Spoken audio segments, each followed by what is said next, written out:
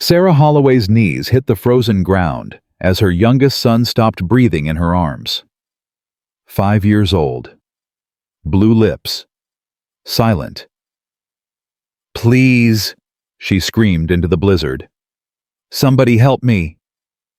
But the town of Amarillo had already closed its doors. Every single one. What happened next would shatter everything she believed about mercy, about love, and about the broken man watching from the ridge above. Before we begin, subscribe to our channel and stay until the very end. Comment your city below. I want to see how far our story travels tonight. This is the tale of Sarah Holloway. The whiskey bottle shattered against the wall 3 inches from Sarah Holloway's head. "You worthless woman." Jacob's voice slurred through their cabin. "Can't even keep the fire going proper." Sarah didn't flinch. Not anymore. 6 years of marriage had taught her when to move and when to stay still. Tonight, staying still was safer. "Pa, stop." William stood in the doorway, 12 years old, but trying to look bigger. His fists were clenched at his sides. "Get back to bed, boy." Jacob swayed toward his eldest son. "This ain't your concern." "We'll go." Sarah stepped between them. "Take your brothers. Close the door." William hesitated. "Now, Will." The boy retreated, but Sarah saw his eyes. Not fear, something harder. Something that scared her more than Jacob's fists ever could. Jacob grabbed her arm, twisting. "I asked you a question, woman. Where's my supper?" "There ain't none." Sarah kept her voice flat. "You gambled away the grocery money 3 days ago." The backhand came fast. Sarah tasted blood, but stayed on her feet. She'd learned that falling made it worse. Falling made him feel powerful. Standing made him tire faster. "Don't you dare!" Jacob raised his hand again. "The boys are watching." 3 words. They stopped him cold. Not because he cared about his son's feelings, but because even Jacob Holloway had enough shame left to hide his cruelty from direct witnesses. He lowered his hand. "This ain't over." "It never is." Jacob grabbed his coat and stumbled toward the door. "I'll be at Wade's game. Don't wait up." The door slammed. Sarah stood motionless for a full minute, listening to his footsteps fade into the February night. Only then did she allow herself to sink into the chair by the cold hearth. "Mama."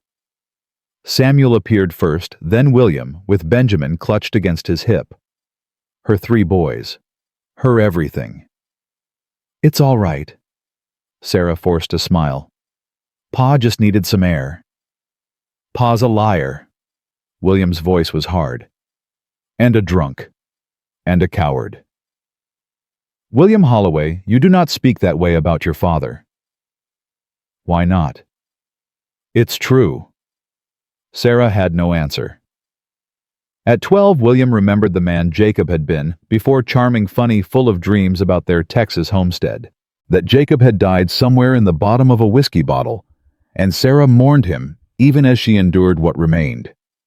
"I hate him," William said quietly. "No, you don't." "I do. Sometimes I wish—" He stopped himself. Sarah rose and crossed to her eldest, taking his face in her hands. "Don't say it. Don't even think it.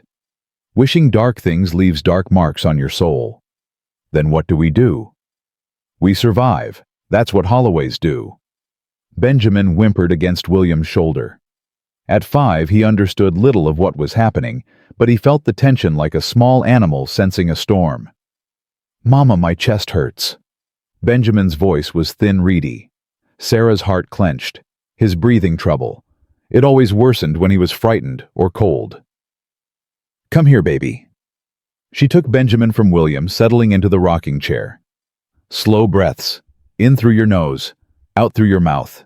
That's it. Good boy." Samuel climbed onto the arm of the chair, pressing close. "Mama, tell us a story. The one about the brave knight." Sarah began the familiar tale, her voice soft and steady, while inside she calculated. How much food remained? How many days until Jacob gambled away the last of their savings? How long before the bank came calling about the debt? The land. It always came back to the land. 60 acres north of town. Jacob had bought it with her father's wedding gift 5 years ago, certain it would make them rich. Instead, it had made them poor, the soil too hard, the water too scarce. But Jacob refused to sell. "It'll be worth something someday," he always said. "You'll see." Sarah never understood his stubbornness about that particular piece of scrubland. It wasn't like Jacob to hold on to anything he'd sold: her mother's silver, her grandmother's ring, even William's christening cup when the gambling debts mounted. But the land, never. "Mama," William's voice cut through her thoughts. "What's going to happen to us?" Sarah looked at her 3 sons, William trying so hard to be the man of the house, Samuel, whose imagination could transform any nightmare into adventure, Benjamin, who needed her strength more than any of them. "We're going to be fine," she said. "I promise." It was the last promise she would make that wouldn't be tested by fire. 2 weeks later, Jacob Holloway died with a bullet in his chest and a marked card in his hand. The sheriff came to tell her personally. "Mrs. Holloway?" Sheriff Tom Garrett stood on her porch, hat in hands. "There's been an incident at the Lucky Star." Sarah knew before he said another word. Something in her chest. Not grief, not relief. Something in between told her that her husband was gone. How? Caught cheating at Judge Wade's private game. One of the other players drew on him. Who? Does it matter, ma'am? Sarah supposed it didn't. Jacob had been dying for years. The bullet just made it official. "The boys," she said. "They'll need to be told." "Yes, ma'am." Sheriff Garrett shifted his weight. "There's something else." There was always something else. "Judge Wade's claiming your husband owed the bank considerable money. He's asking about the property. The land. Even in death, Jacob had found a way to complicate her life. My husband didn't owe the bank anything. We paid cash for that land." "The judge says different, ma'am. Says there's papers." Sarah's jaw tightened. "Then the judge is mistaken." Sheriff Garrett looked uncomfortable. "I'd be careful throwing around accusations like that, Mrs. Holloway. Judge Wade ain't a man you want as an enemy." "Seems like I already got enough enemies, Sheriff. One more won't make much difference." After he left, Sarah sat in the dark for a long time. No tears came. She wasn't sure she had any left for Jacob Holloway, but fear that she had plenty of. Judge Cornelius Wade. Everyone in Amarillo knew his name. Banker, cattle baron, owner of half the businesses in town, and holder of mortgages on the other half. What Wade wanted, Wade got. And apparently, Wade wanted her land. The funeral was small. Sarah, the 3 boys, the minister who rushed through the service like he had somewhere better to be. At the graveside, she noticed Judge Wade watching from his carriage. He didn't approach, didn't offer condolences, just watched with those cold, calculating eyes. "Mama, why is that man staring at us?" Samuel whispered. "Never mind him." "Is he a bad man?" Sarah thought about the question. "I don't know, Sam, but I think he wants something that belongs to us." "Then we won't let him have it." 8 years old and ready to fight the most powerful man in the county. Despite everything, Sarah felt a flicker of pride. "That's right, baby. We won't." The real battle began 3 days later. Sarah was hanging laundry when the rider approached a young man in a deputy's badge, face red from cold. "Mrs. Holloway." He dismounted awkwardly. "I'm Deputy Daniel Reeves. Judge Wade sent me with some papers." "What kind of papers?" The deputy couldn't meet her eyes. "Legal notices, ma'am, about debts owed to the bank." Sarah took the documents with hands that didn't tremble. She refused to give Wade's errand boy the satisfaction. "These papers claim my husband owed $500. That's a lie." "Ma'am, I'm just the messenger." Then take a message back to your judge."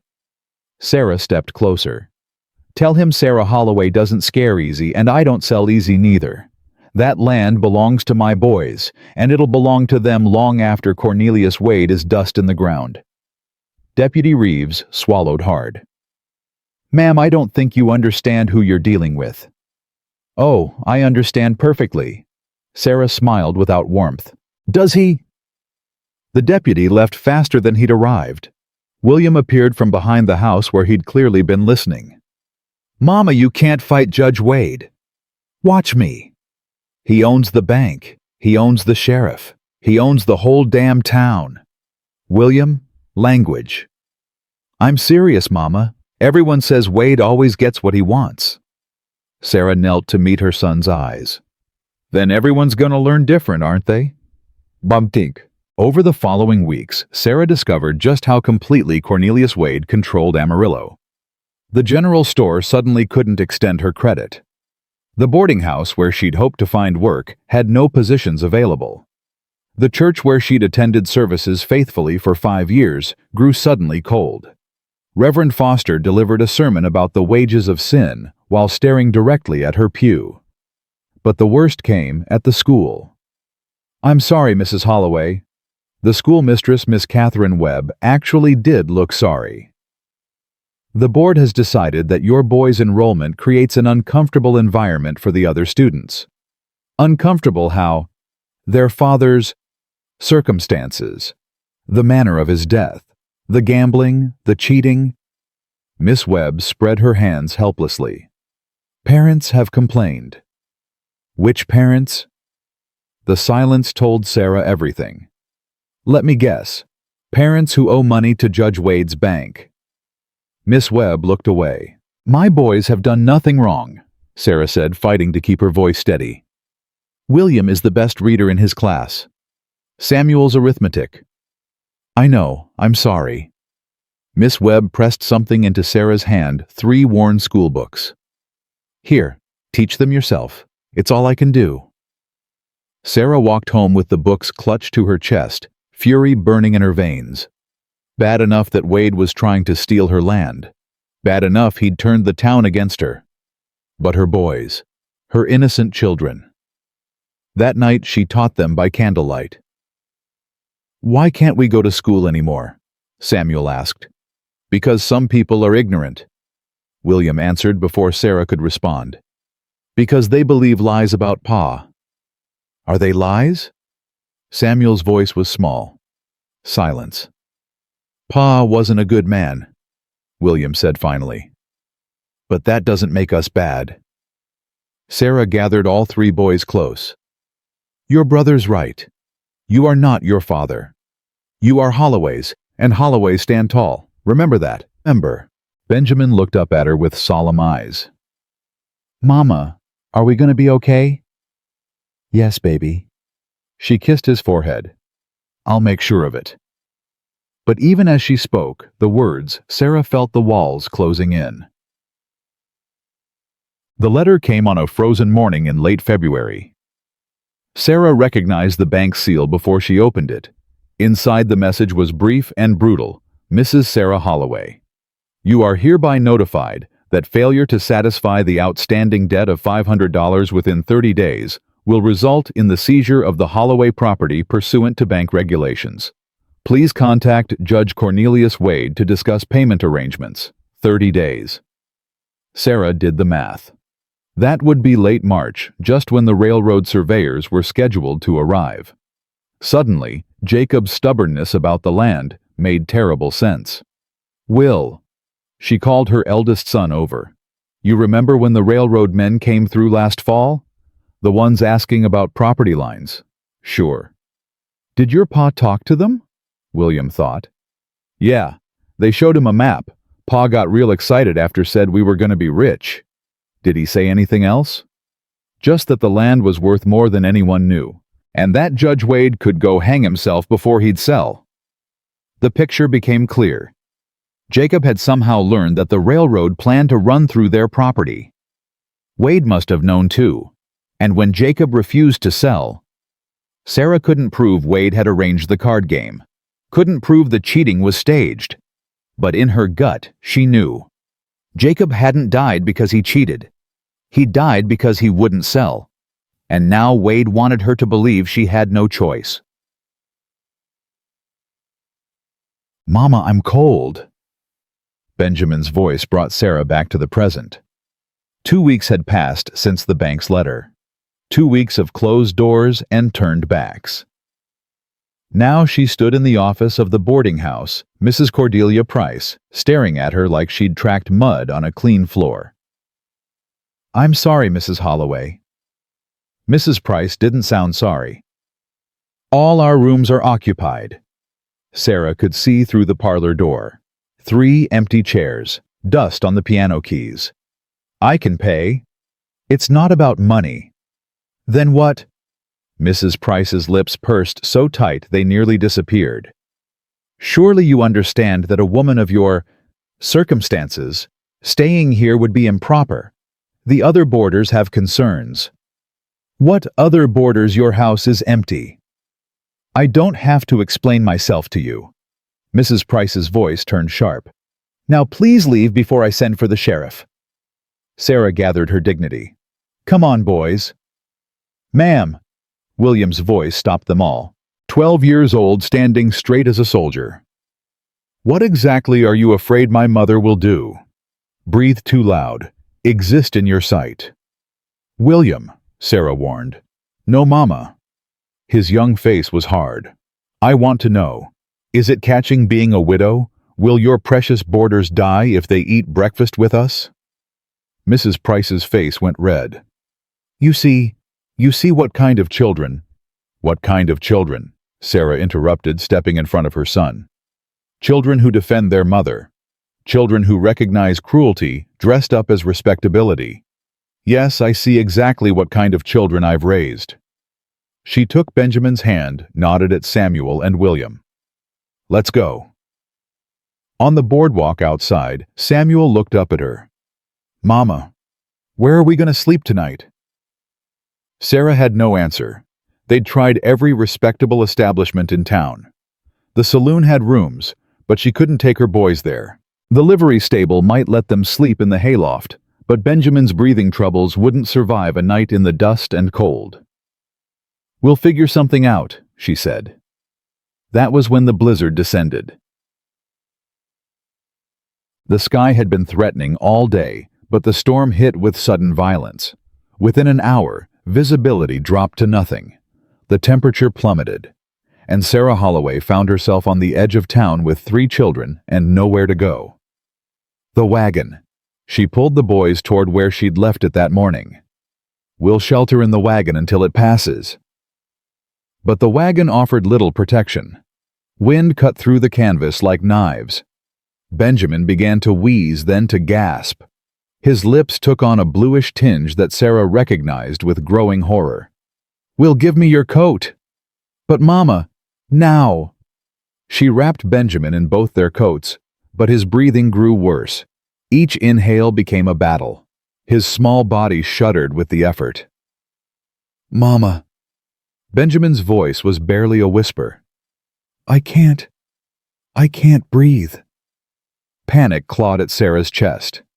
She'd seen this before, these episodes.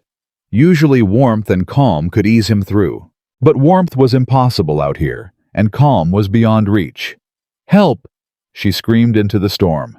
"Please, someone help us!" The wind swallowed her voice. Snow blinded her, and in her arms her youngest son was slowly suffocating. "We'll stay with your brothers." Sarah laid Benjamin in Samuel's lap. "I'm going to find help." "Mama, no. If I'm not back in 10 minutes, you go to the saloon. Beg if you have to.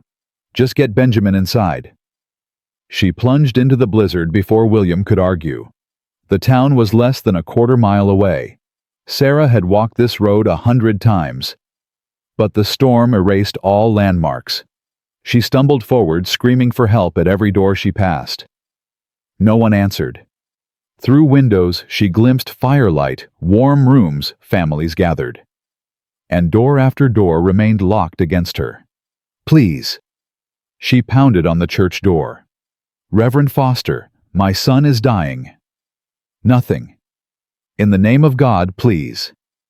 The door cracked open. Reverend Foster's gaunt face appeared in the gap. Mrs. Holloway, I can't. My boy can't breathe. He needs warmth. Just for an hour. Judge Wade has made it clear. Damn Judge Wade. Sarah grabbed the Reverend's coat. A child is dying. A 5-year-old child. Does your Bible say nothing about that? Foster's face contorted with shame, but fear won. I'm sorry. I can't help you. The door closed. The lock clicked. Sarah stood frozen for a long moment. Then something broke inside her. Not her spirit that remained intact, but her faith in the basic decency of human beings that shattered completely. She turned back toward the wagon, toward her sons, and began the hardest walk of her life. She found them exactly where she'd left them. William holding both younger boys. Samuel crying silently. Benjamin. Benjamin wasn't moving. No. Sarah fell to her knees beside the wagon. No, no, no. She pulled Benjamin into her arms. His face was pale, his lips blue, his chest utterly still. Breathe, baby. She shook him gently. Please breathe. Nothing. Benjamin. Benjamin, wake up. Samuel was sobbing now. William's face had gone white as the snow around them. Please. Sarah's voice cracked. Please, God, don't take him. Take me instead. Take anything else. Just don't take my boy. She pressed her mouth to Benjamin's cold lips and breathed for him. Once, twice, nothing. Come back. She held him against her chest, rocking. Come back to Mama. The storm howled around them, the cold bit deeper, and Sarah Holloway, kneeling in the snow with her dead child in her arms, began to scream.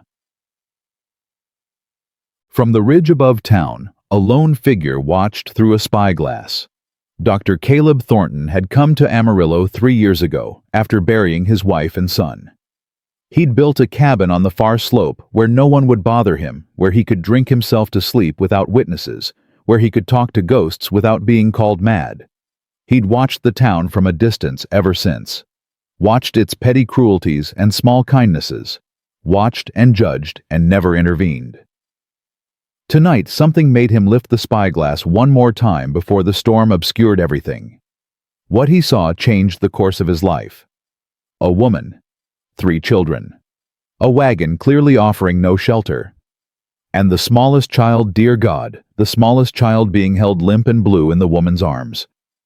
Caleb's hands began to shake. Not from cold, from memory. Thomas. 5 years old. Scarlet fever. Emma holding him at the end, begging Caleb to save him. And Caleb, the brilliant doctor, the Johns Hopkins graduate, unable to do anything but watch his son die. He lowered the spyglass. Not my concern. Not anymore. I'm not a doctor. I'm not anything. But his feet were already moving toward the stable. His hands were already saddling his horse. And his heart, that dead thing he'd buried alongside his family, was somehow beating again, wild and painful and absolutely alive. Don't you dare, he told himself. Don't you dare care. But it was too late. He rode down the ridge into the storm, toward the woman, toward the child, toward everything he'd sworn never to feel again. Sarah didn't hear the horse approach, didn't register anything beyond the weight of Benjamin in her arms, and the certainty that she had failed him. Failed all of them. Then hands were pulling at her. A voice rough and unused to speech was shouting in her ear. Give him to me! She fought instinctively, clutching Benjamin tighter. Woman, give him to me. I'm a doctor. Doctor. The word pierced the fog of grief. Please. She released her son. Please save him. The stranger was tall, dark-haired, with eyes that looked as haunted as she felt. He laid Benjamin on the wagon bed, pressing an ear to the small chest. Heart still beating, barely. His hands moved with sudden certainty, tilting Benjamin's head back, clearing his airway. How long since he breathed? I don't know. A minute. 2. The stranger breathed into Benjamin's mouth, once, twice. His hands pressed rhythmically on the tiny chest. Come on, son. His voice cracked. Come back. Take my hand. Sarah didn't understand those last words, but she saw the desperation in this stranger's face, saw something that mirrored her own terror. One more breath, one more compression. And Benjamin gasped. His small body convulsed, coughed, then drew a rasping, beautiful, miraculous breath. That's it. The stranger's voice shook. That's right. Keep breathing. Sarah was crying now, pressing her face against Benjamin's chest, feeling it rise and fall, rise and fall. Thank you. She looked up at the stranger. Thank you. But he had already turned away, gathering the reins of his horse. Wait. Sarah struggled to her feet. Please, we have nowhere to go. No one will take us in. My son needs warmth medicine. Not my concern. You just saved his life, and he'll lose it again if you stay out here. The stranger's voice was harsh. The storm will pass. Find shelter. There is no shelter. The whole town has turned against us, even the church. Then leave town. In this, Sarah gestured at the blizzard, with a sick child, we'll die before we reach the next settlement. The stranger said nothing, but he didn't mount his horse. Please. Sarah hated begging, but pride meant nothing when her children's lives hung in the balance. I'm not asking for charity. I'll work, I'll pay, I'll do whatever you ask. Just help me get my boys through this night. Silence. The wind howled between them. Then so quietly Sarah barely heard it. Damn you, woman. The stranger turned back. One night. That's all. Tomorrow you leave. Yes. Anything.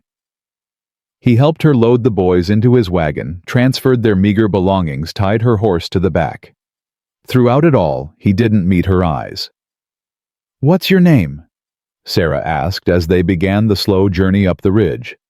Thornton. Caleb Thornton. I'm Sarah Holloway. These are my sons. I don't need to know their names. The coldness of his response should have offended her. Instead, Sarah recognized it. This was a man who had closed himself off from caring, from connecting, from risk. She understood that perfectly. Because until tonight, until Benjamin stopped breathing in her arms, she'd been well on her way to becoming the same thing. The cabin appeared through the snow like a mirage. Small but solid smoke rising from the chimney. A lean-to shelter for horses. And behind it, barely visible in the storm, 2 crosses marking 2 graves. Inside. Thornton's voice brooked no argument. All of you. Sarah carried Benjamin while William and Samuel followed, their eyes wide at this strange deliverance. The cabin's interior was warm, spare, meticulously organized. Medical texts lined one wall. A locked door stood to one side. The boy needs steam for his lungs. Thornton was already moving, filling a kettle, adding herbs she didn't recognize. Keep him elevated. Don't let him lie flat. Sarah obeyed, settling into a chair with Benjamin in her arms. His breathing was still labored, but the blue had faded from his lips. He was alive. Her son was alive. Thank you, she said again. Thornton didn't respond. He administered medicine to Benjamin with hands that were gentle, despite his gruff manner. His touch speaking of years of training and practice. You're a doctor, Sarah said. A real one. Was. The word carried weight. Not anymore. Why? His eyes met hers then, and Sarah saw depths of pain that matched her own. Because the only people who mattered died despite everything I knew. Because medical training means nothing against fever. Because... He stopped himself, turning away. Because you lost someone. Sarah finished for him. Don't. His voice was a warning. I understand. You understand nothing. I understand that grief doesn't end when the funeral does.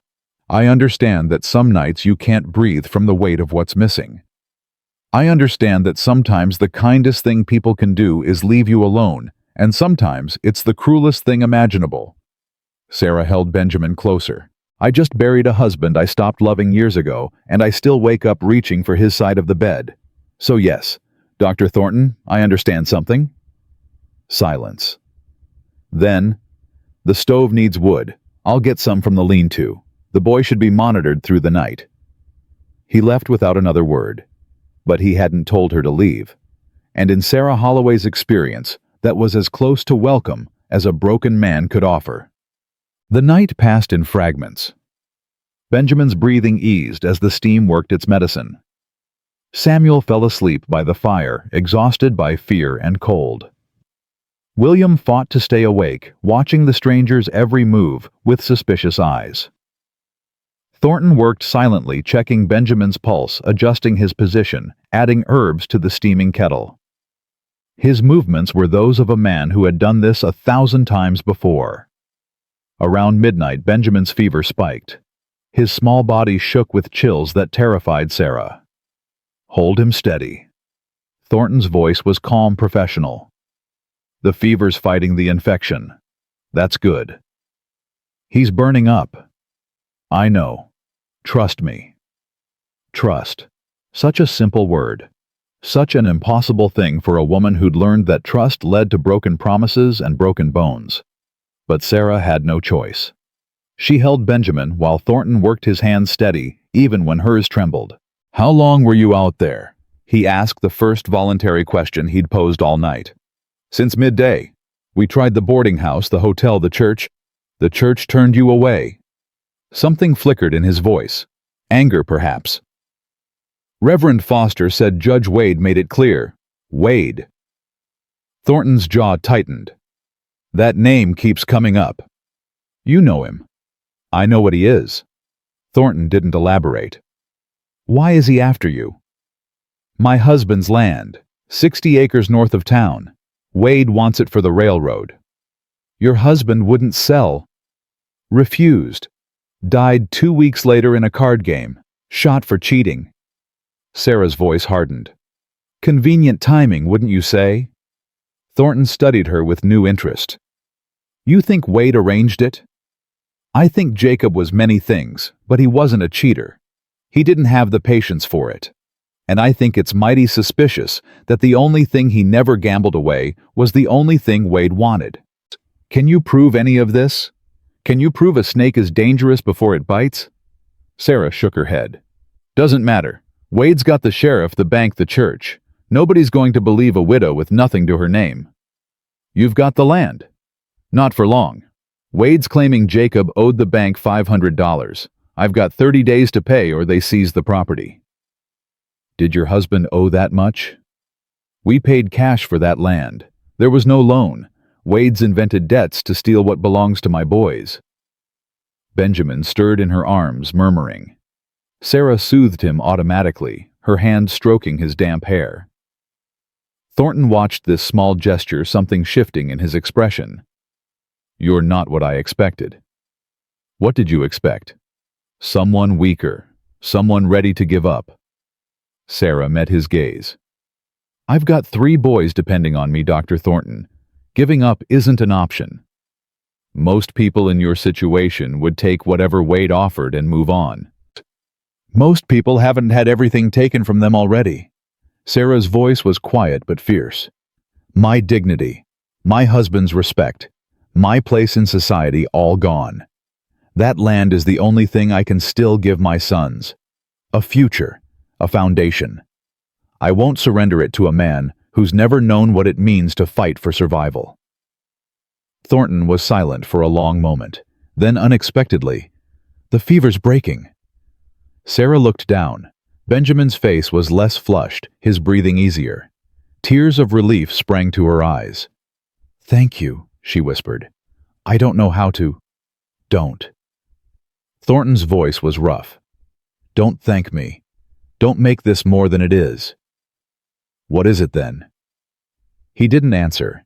Instead, he rose and moved to the window, looking out at the storm that still raged beyond the glass. "Get some sleep," he said finally. "Tomorrow we'll see if the trail is passable." Sarah wanted to say more, wanted to understand this strange, broken man who saved her son's life but couldn't accept gratitude. But exhaustion was pulling at her, and Benjamin needed her alert through whatever came next. She settled deeper into the chair her sons arranged around her like puzzle pieces.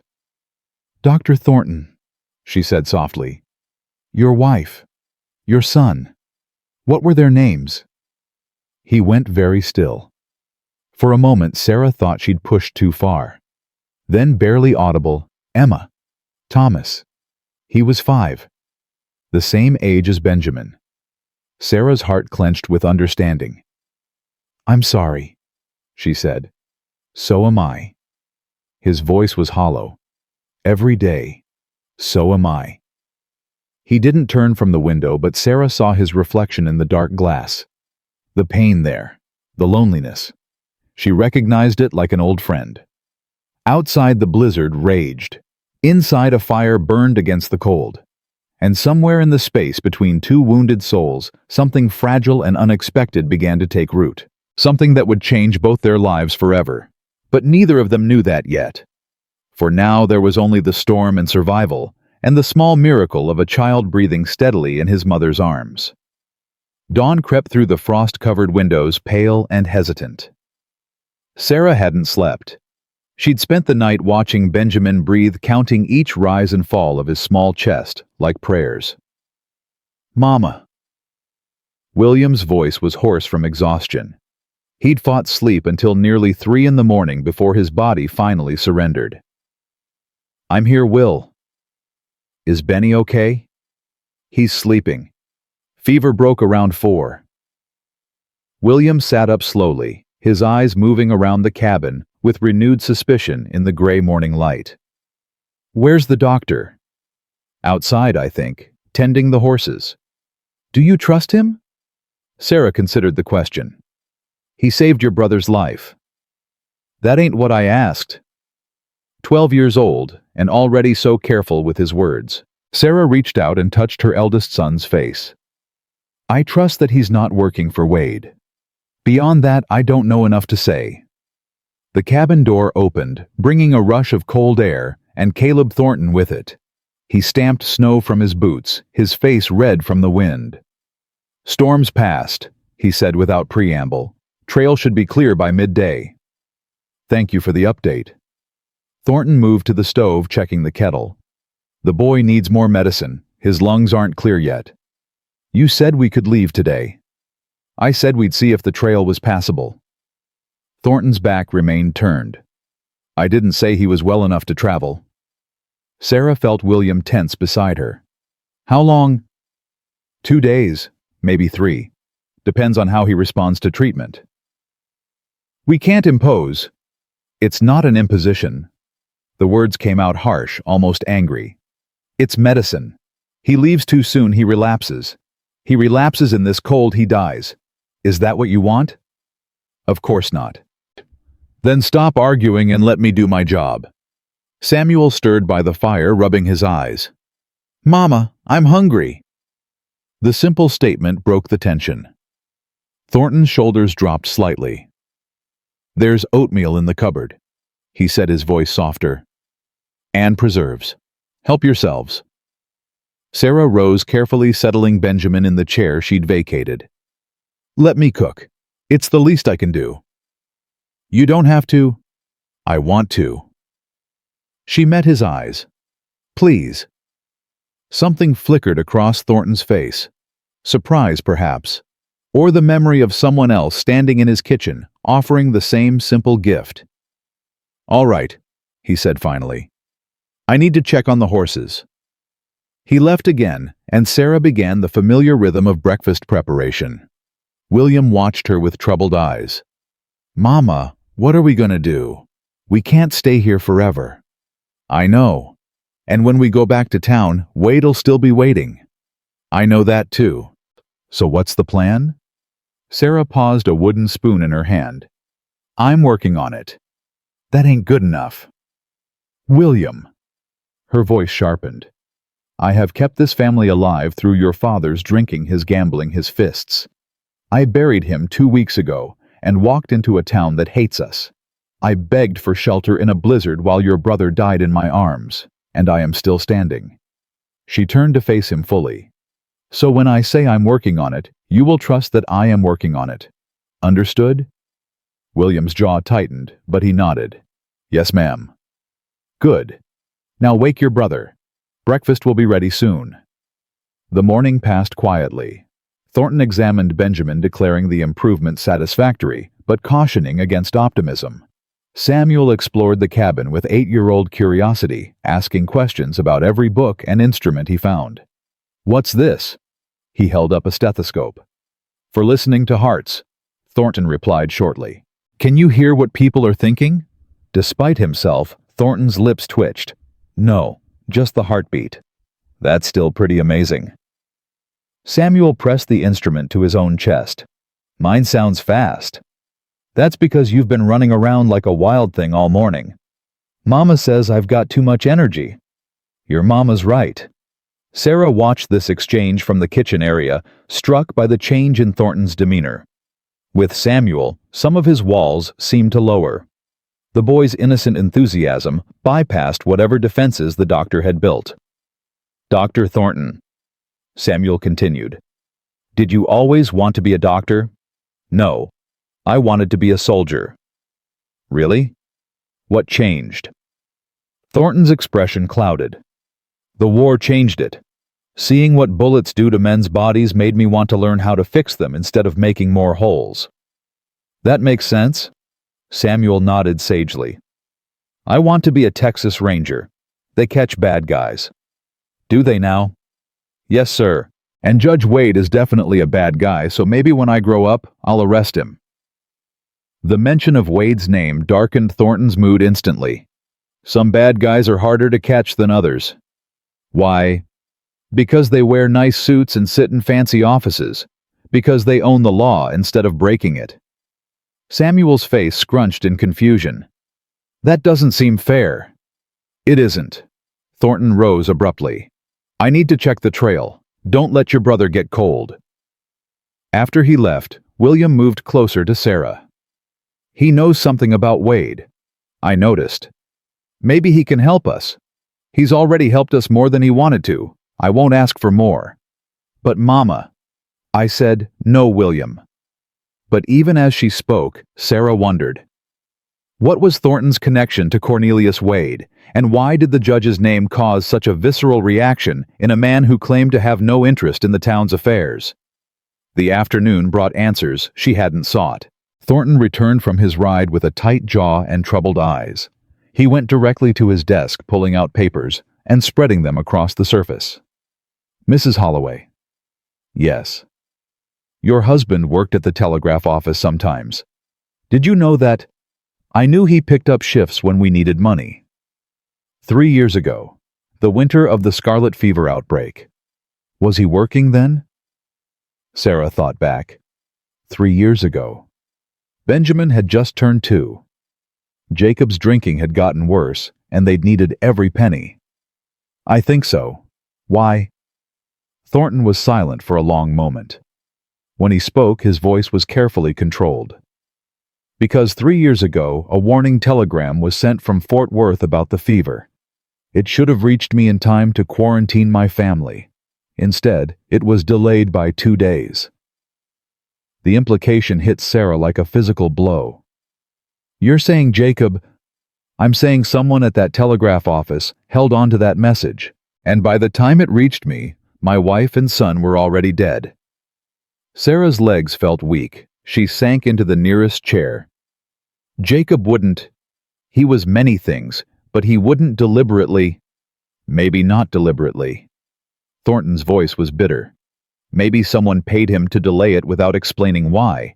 Maybe he was too drunk to understand what he was doing." "Who would pay him to do that?" Their eyes met. The answer hung between them, unspoken but understood. Wade.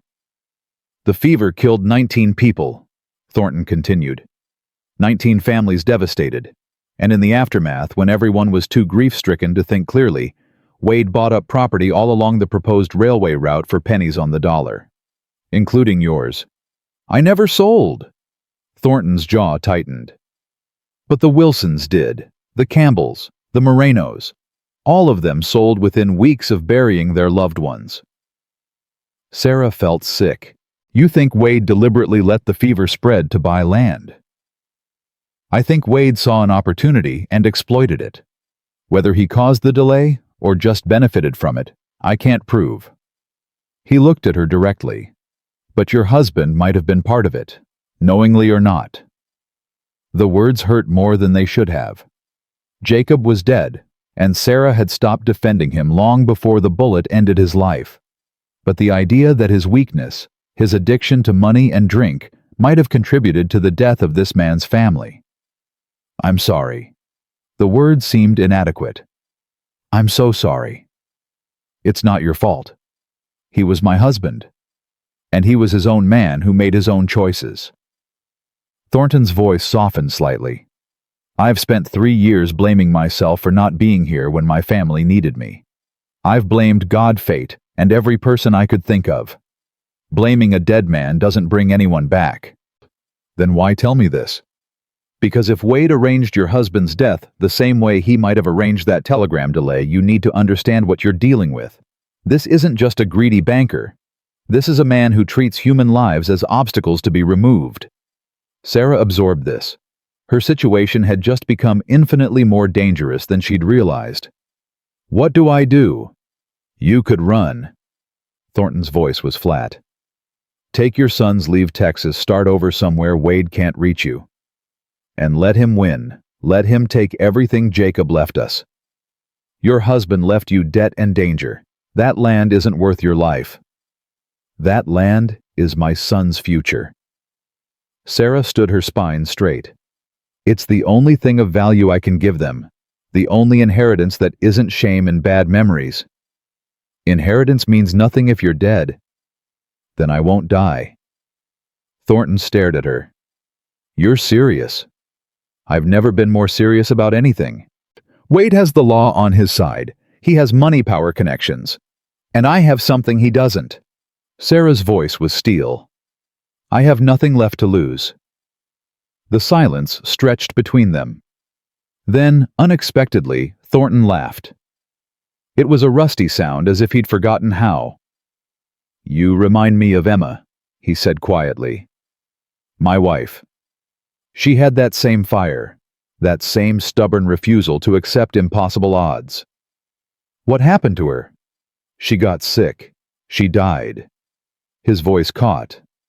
And I couldn't save her. I'm sorry. Don't be. Thornton turned away. The point is, she never gave up. Even at the end, she was telling me to keep fighting, to not let grief destroy what we'd built. Did you listen? No. I ran. I hid on this mountainside and pretended the world didn't exist. He faced her again. Don't make my mistake, Mrs. Holloway. Whatever you decide to do about Wade, don't run from it. Face it head on. Is that advice or a warning? Both. The conversation was interrupted by Benjamin's cough. Sarah hurried to her youngest, checking his forehead, adjusting his blankets. Mama? Benjamin's voice was small and tired. Where are we? Somewhere safe, baby. Who's that man? Dr. Thornton. He helped you feel better. Benjamin studied Thornton with solemn eyes. Thank you for helping me breathe. Something cracked in Thornton's expression. The simple gratitude of a child so freely given seemed to pierce through all his defenses. You're welcome, son. His voice was rough. Just keep resting. You'll be running around again soon. Promise. Thornton hesitated. Promises were dangerous things. He'd made promises before that God hadn't let him keep. I promise to do everything I can, he said finally. Benjamin seemed satisfied with this answer. His eyes closed, and within moments he was asleep again. He trusts you, Sarah observed. Children trust easily. Children sense things adults miss. Benjamin's always been careful with strangers. If he trusts you, there's a reason. Thornton didn't respond, but Sarah saw his hand tremble slightly as he turned away. The second day passed like the first, but with subtle shifts in the cabin's atmosphere. Thornton spoke more, asked questions about the boys' education, their interests. He taught William how to check Benjamin's pulse properly. He let Samuel help organize his medical supplies. "You're good with them," Sarah said that evening after the boys had fallen asleep. "They're easy to be good with." "Not always. William can be difficult. He carries too much anger. He carries responsibility he shouldn't have to." Thornton's voice was thoughtful. "He's been the man of the house for a long time, hasn't he? Even before your husband died." Sarah nodded. "Jacob checked out years ago. Will stepped up." "That's a heavy burden for a child." "I know. I've tried to ease it, but—" She spread her hands helplessly. "Some things you can't protect them from." "No." Thornton's eyes grew distant. "You can't." They sat in comfortable silence, the fire crackling between them. Outside, the wind had died down, leaving an eerie stillness. "Dr. Thornton." "Caleb." Sarah blinked. "I'm sorry." "My name is Caleb. You can use it." He didn't meet her eyes. "If you want." "Caleb." She tested the name. "Only if you call me Sarah." "Sarah." He nodded once. "All right." "Caleb, can I ask you something?" "You can ask. I might not answer." "That room." She gestured toward the locked door she'd noticed on the first night. "What's behind it?" Thornton went very still. "Thomas's room." "Your son?" "Yes." The word was barely audible. "Have you been inside since?" "I dust it sometimes. Make sure nothing's disturbed." His voice was flat, controlled. "But I don't stay. I can't." "Why not?"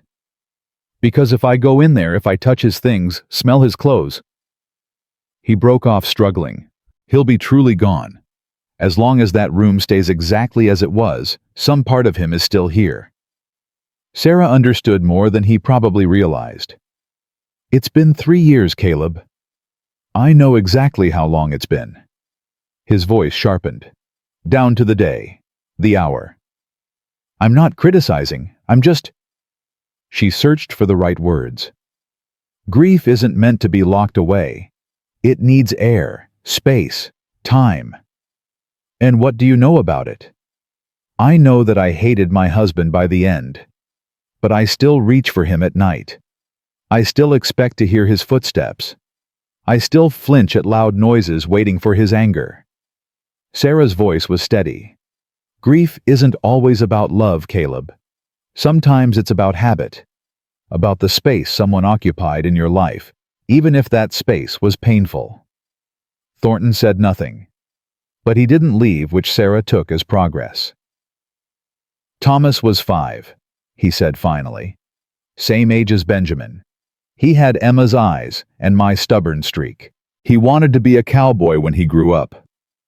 "He sounds wonderful." "He was." Thornton's voice broke slightly. "He was everything." "Tell me about him. Not how he died, how he lived." The request seemed to startle him. People probably always asked about the death, the illness, the tragedy. No one asked about the life. "He loved horses. Emma used to say he was half centaur. He'd ride anything, horses, mules, even tried to ride a goat once." A ghost of a smile touched Thornton's lips. "He was fearless.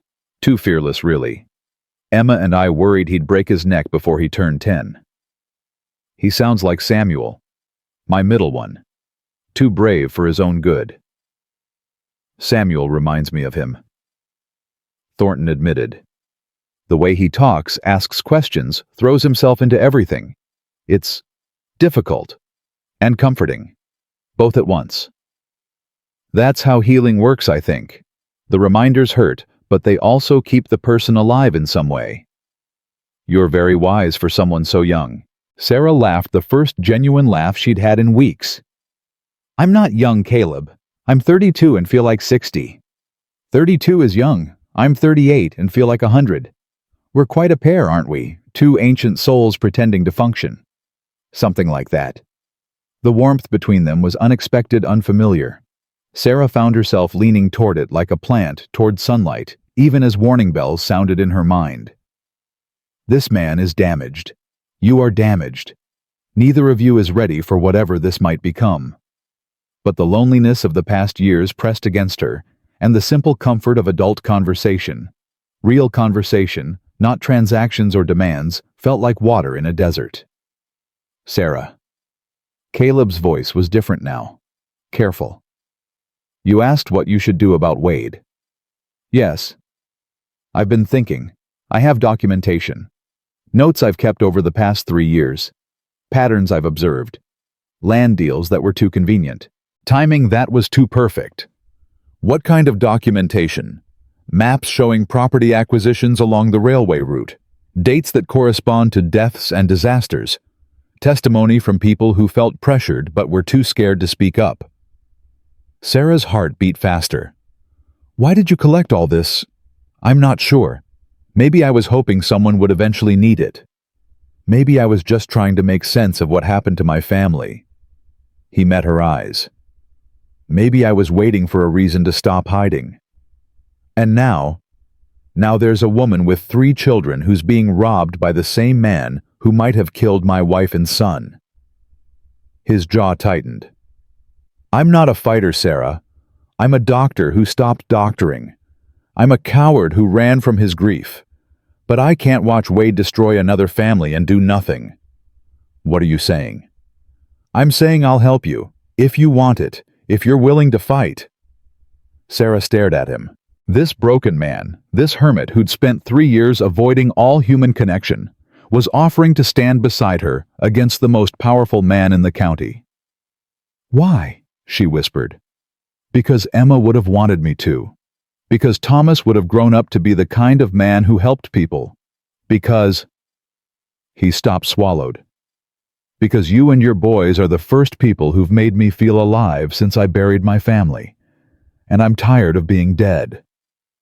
Tears stung Sarah's eyes. She blinked them back fiercely. What about after? She asked. If we win, if we beat Wade, what then? I don't know. His voice was honest. I can't promise anything beyond this fight. I'm not whole, Sarah. I might never be whole again. Neither am I. They looked at each other across the firelit cabin, 2 damaged souls recognizing their reflections. Partners, then, Sarah said, extending her hand. Against Wade. Against whatever comes next. Caleb took her hand. His grip was warm, strong, steady. Partners. The word hung in the air between them, weighted with possibilities neither dared name. Outside, the stars were emerging from behind the clouds. Inside, something was emerging too fragile, uncertain, but undeniably alive. The battle was just beginning. On the 3rd morning, Moses Crawford arrived. Sarah heard the horse before she saw it, hoofbeats crunching through snow approaching the cabin with steady purpose. She tensed one hand, moving instinctively toward the revolver she kept hidden in her coat. It's all right. Caleb rose from his desk. I know that horse. He opened the door to reveal a tall black man, broad-shouldered and weathered, with a scar running from his left temple to his jaw. Moses. Caleb's voice held genuine warmth. What brings you up the mountain? You stubborn fool. Moses dismounted and pulled Caleb into a rough embrace. Ruby sent me. Said if I didn't check on you after that blizzard, she'd tan my hide worse than any Confederate ever did. Ruby worries too much. Ruby knows you too well. Moses's eyes moved past Caleb to Sarah standing cautiously in the doorway. And who might this be? Sarah Holloway. Her sons are inside. Caleb stepped back, allowing Moses to enter. Mrs. Holloway, this is Moses Crawford. We served together during the Indian Wars. He's the blacksmith in Amarillo.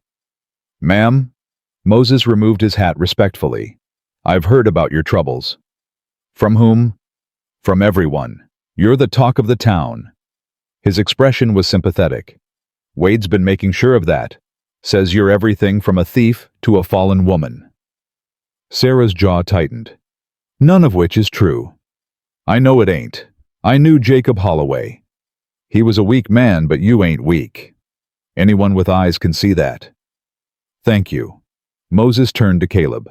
So this is what finally brings you down from the mountain, a widow and 3 kids. Don't start, Moses. I ain't starting nothing, just observing. 3 years you've been up here feeling sorry for yourself, and all it took was a pretty woman in trouble to wake you up. Moses. Caleb's voice carried warning. He's helping me fight Wade. Sarah interjected. We could use more allies.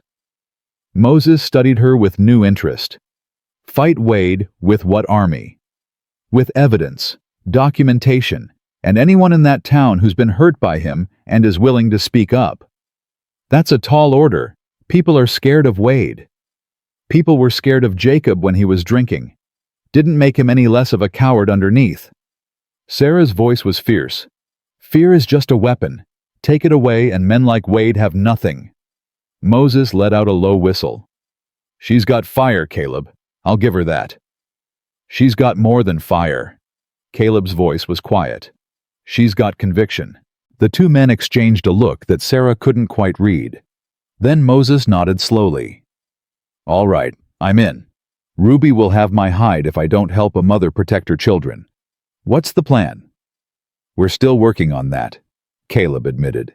Wade's claiming Jacob owed the bank $500. We need to prove the debt is fabricated. The original loan documents might help, if they exist. They exist. They're in Wade's office. Moses raised an eyebrow. And how do you plan to get them? I don't know yet, but Deputy Reeves has been asking questions. He's not comfortable with what's happening. Reeves is a good kid, but Wade's got leverage on him. His sister's medical bills. I know, but sometimes people surprise you. Caleb glanced at Sarah. Sometimes people decide they've had enough of being controlled.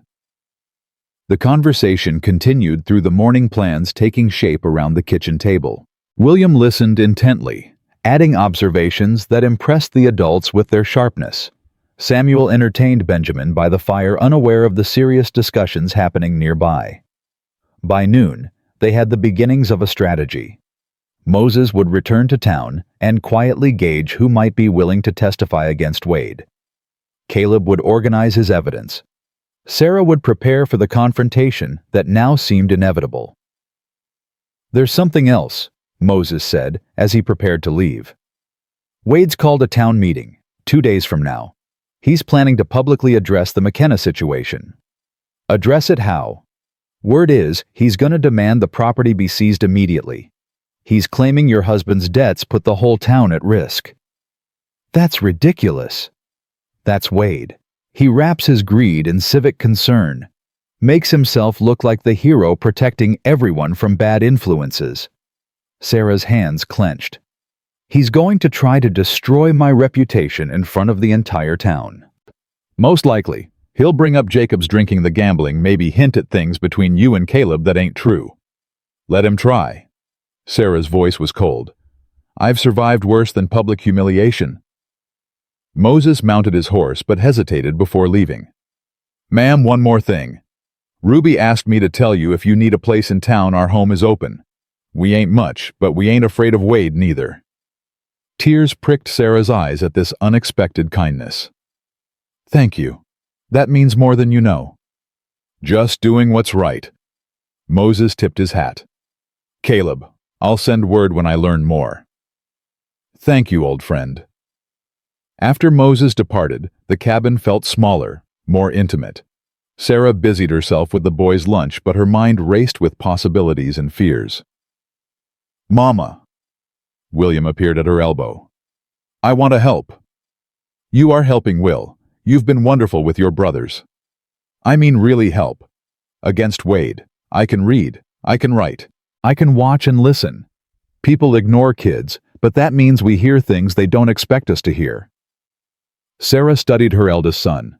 He was growing up too fast, but she couldn't protect him from reality forever. What did you have in mind? The journal. William's eyes were bright. Dr. Thornton said he has evidence about Wade. What if Pa had evidence too? What if there's something in our house in his papers that proves Wade's lying about the debt? Sarah hadn't considered this. She'd avoided Jacob's belongings since his death, unable to face the remnants of their failed marriage. Pa kept a box under the floorboards, William continued, in the back bedroom. He didn't think I knew, but I found it once. There were papers inside. I didn't understand them, but maybe you would. Hope fluttered in Sarah's chest. Do you remember where exactly? Third board from the wall near the window. It's loose. Sarah looked toward Caleb, who had been listening. If Jacob documented anything about his dealings with Wade, it could be the proof we need. Caleb's voice was thoughtful. But getting to your house means going back to town. Then I'll go back to town. Sarah, Benjamin's better. He can travel if we go slowly. And I can't hide up here forever. She met Caleb's eyes. You said not to run, to face things head on. This is me facing them. The silence stretched between them. Then Caleb nodded slowly. I'll come with you. You don't have to. I'm not letting you face Wade alone. His voice brooked no argument. Partners, remember. That means I don't send you into battle while I hide on my mountain. People will talk. People already talk. Let them. Sarah felt something shift in her chest. This man, who had spent 3 years avoiding all human contact, was willing to walk into the town that held his worst memories for her sake. Thank you, Caleb. Don't thank me yet. We haven't won anything. No. Sarah smiled, the first real smile that had reached her eyes in longer than she could remember.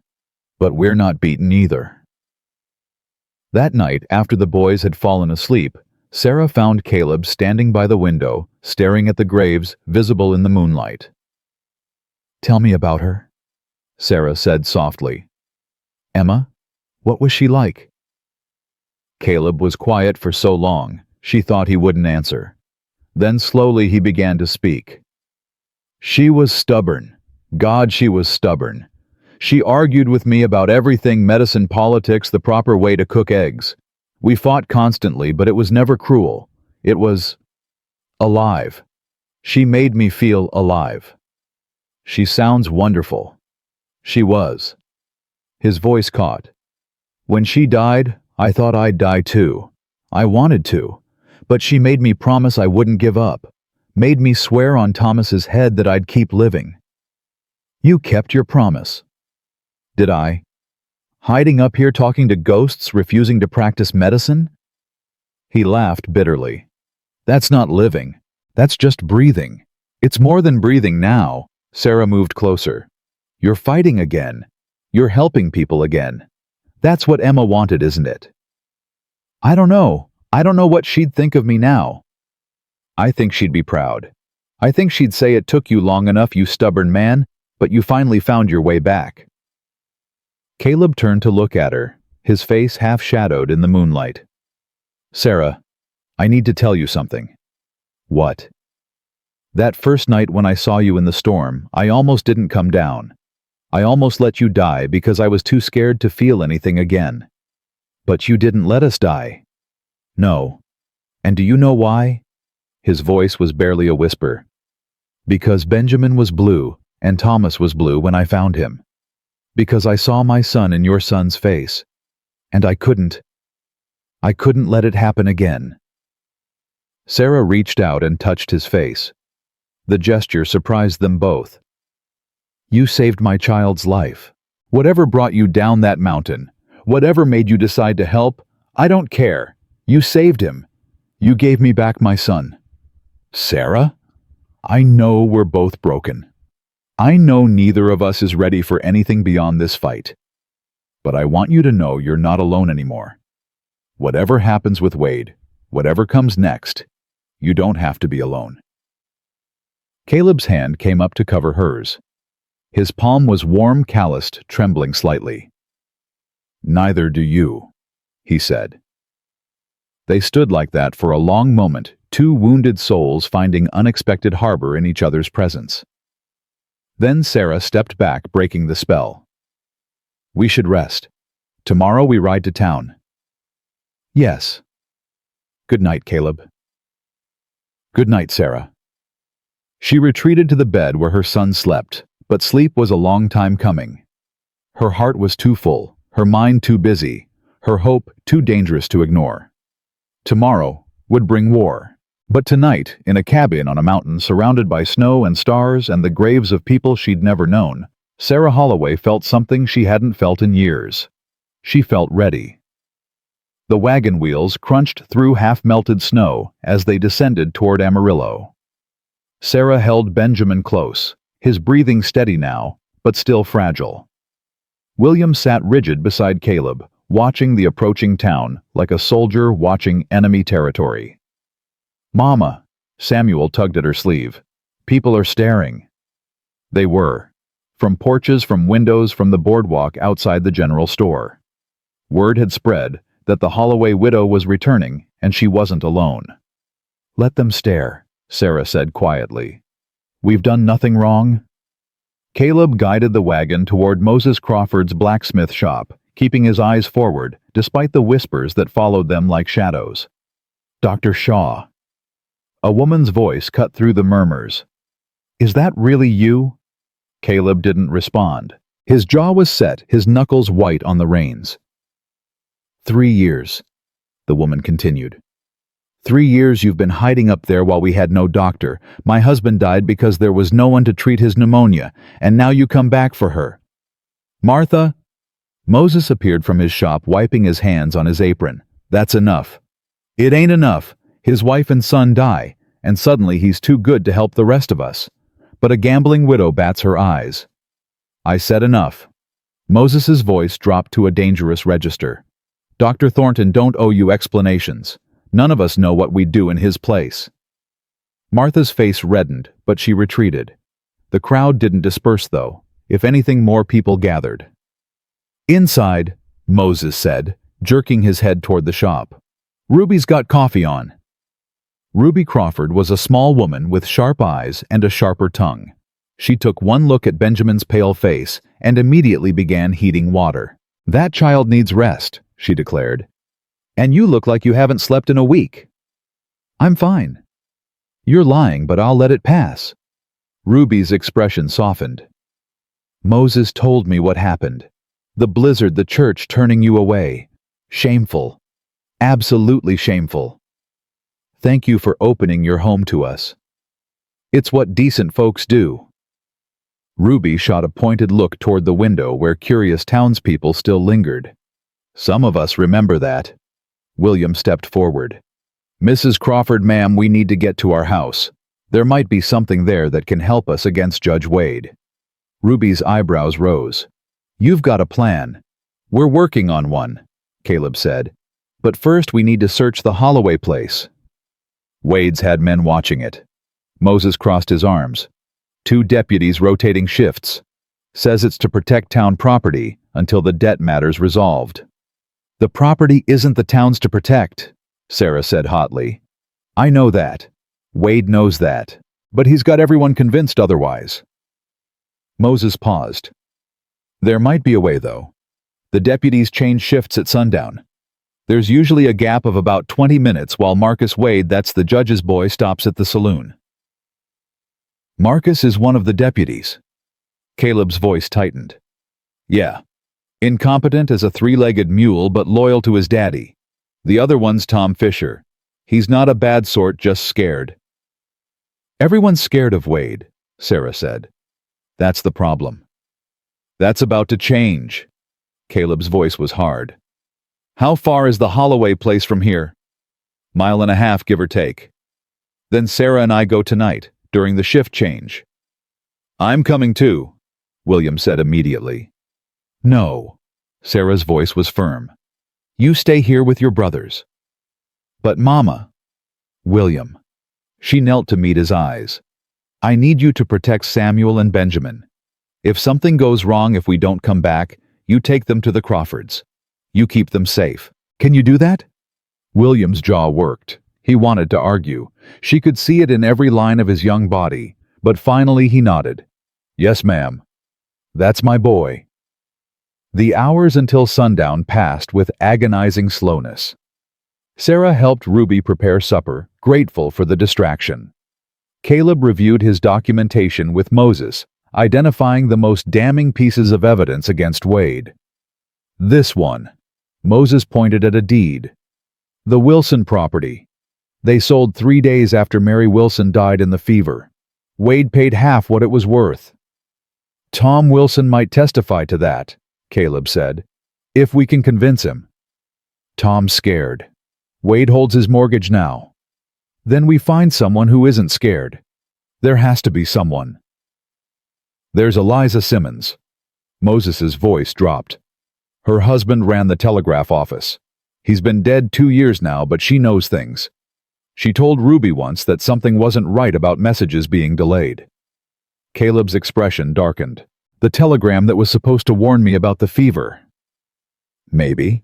She never said specifics, but she knows something. Problem is, she's terrified of Wade. Won't talk to anyone about it. She'll talk to me. Sarah's voice was quiet, but certain. Woman to woman, widow to widow, I'll make her understand what's at stake.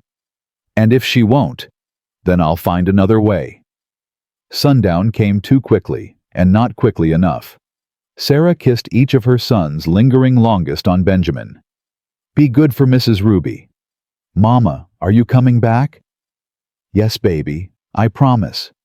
You always keep your promises. Sarah's heart clenched. Always. Outside, the temperature had dropped sharply. Caleb helped Sarah onto his horse, mounting behind her. The intimacy of the position was unavoidable, his arms bracketing her as he held the reins. Ready? He asked. No, let's go anyway. They rode in silence, staying off the main road to avoid detection. The Holloway place appeared through the gathering darkness, small and shabby and achingly familiar. There, Caleb pointed.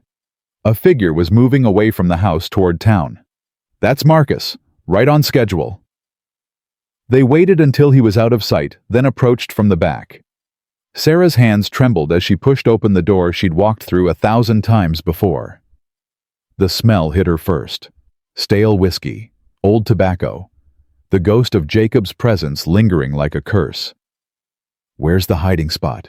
Caleb whispered. Back bedroom. 3rd board from the wall. They moved quickly, quietly. Sarah knelt beside the window, her fingers finding the loose board William had described. It lifted easily, revealing a small wooden box. Got it. We need to go. Now. But Sarah hesitated. Her eyes had fallen on something else in the hole. A bundle of letters tied with ribbon. Her father's handwriting on the top envelope. Sarah. One moment. She grabbed the letters along with the box. These are from my father. I thought Jacob had destroyed them. We don't have time. Footsteps. Outside. Coming closer. Hide! Caleb breathed, pulling her behind the door. The front door creaked open. Heavy boots on the wooden floor. I know you're in here. Tom Fisher's voice was weary rather than threatening. Saw the horse tracks. You ain't as clever as you think. Silence. Sarah's heart pounded so loud she was certain he could hear it. Look, Mrs. Holloway, I don't want trouble. I got a wife, 2 kids. I can't afford to cross Wade, but I ain't gonna hurt a woman and her children neither. He sighed. Take whatever you came for and go. I'll give you 10 minutes before I raise the alarm. That's the best I can do. Sarah exchanged a look with Caleb. He nodded slowly. She stepped out from behind the door. Why? Fisher jumped his hand, going to his gun before he recognized her. Lord woman, you scared the life out of me. Why are you helping us? I ain't helping you. I'm just looking the other way. His face was troubled. My little girl was sick last year, real sick. There wasn't no doctor in town, hadn't been for 3 years. She almost died. Would have if Ruby Crawford hadn't known some remedies. I'm sorry. Point is, Dr. Shaw there saved lives before he left. Good lives. He didn't deserve what happened to him, and neither do you. Fisher stepped aside. 10 minutes. Don't waste them. They didn't. Within moments, they were on the horse and riding hard toward town. Sarah clutched the box and letters to her chest, praying they contained something, anything that could help. Back at the Crawfords, she spread the box's contents on the table. Caleb, Moses, and Ruby gathered close. Account ledger. Caleb flipped through the pages. Gambling debts mostly, but look here, this entry from 6 months ago. Paid CW in full $50. That's the original loan. $50, not $500. That's proof Wade inflated the debt, Moses said. It's a start. What else is there? Sarah sorted through the papers, land deed, marriage certificate, bills of sale, and then her breath caught. Oh my God! What is it? She held up a single sheet of paper, her hand shaking. It's a telegram, dated 3 years ago, warning about the scarlet fever outbreak in Fort Worth. Caleb went very still. Let me see that. He took the paper, reading it slowly, his face drained of color. This is the warning. The one that should have reached me in time. His voice was barely audible. Why did Jacob have it? There's a note on the back. Sarah's voice was hoarse. In Jacob's handwriting. Caleb turned the paper over. The words were scrawled hastily, as if written in a moment of conscience. CW. Paid me $100 to hold this until after the 15th. God forgive me. I didn't know people would die. I didn't know.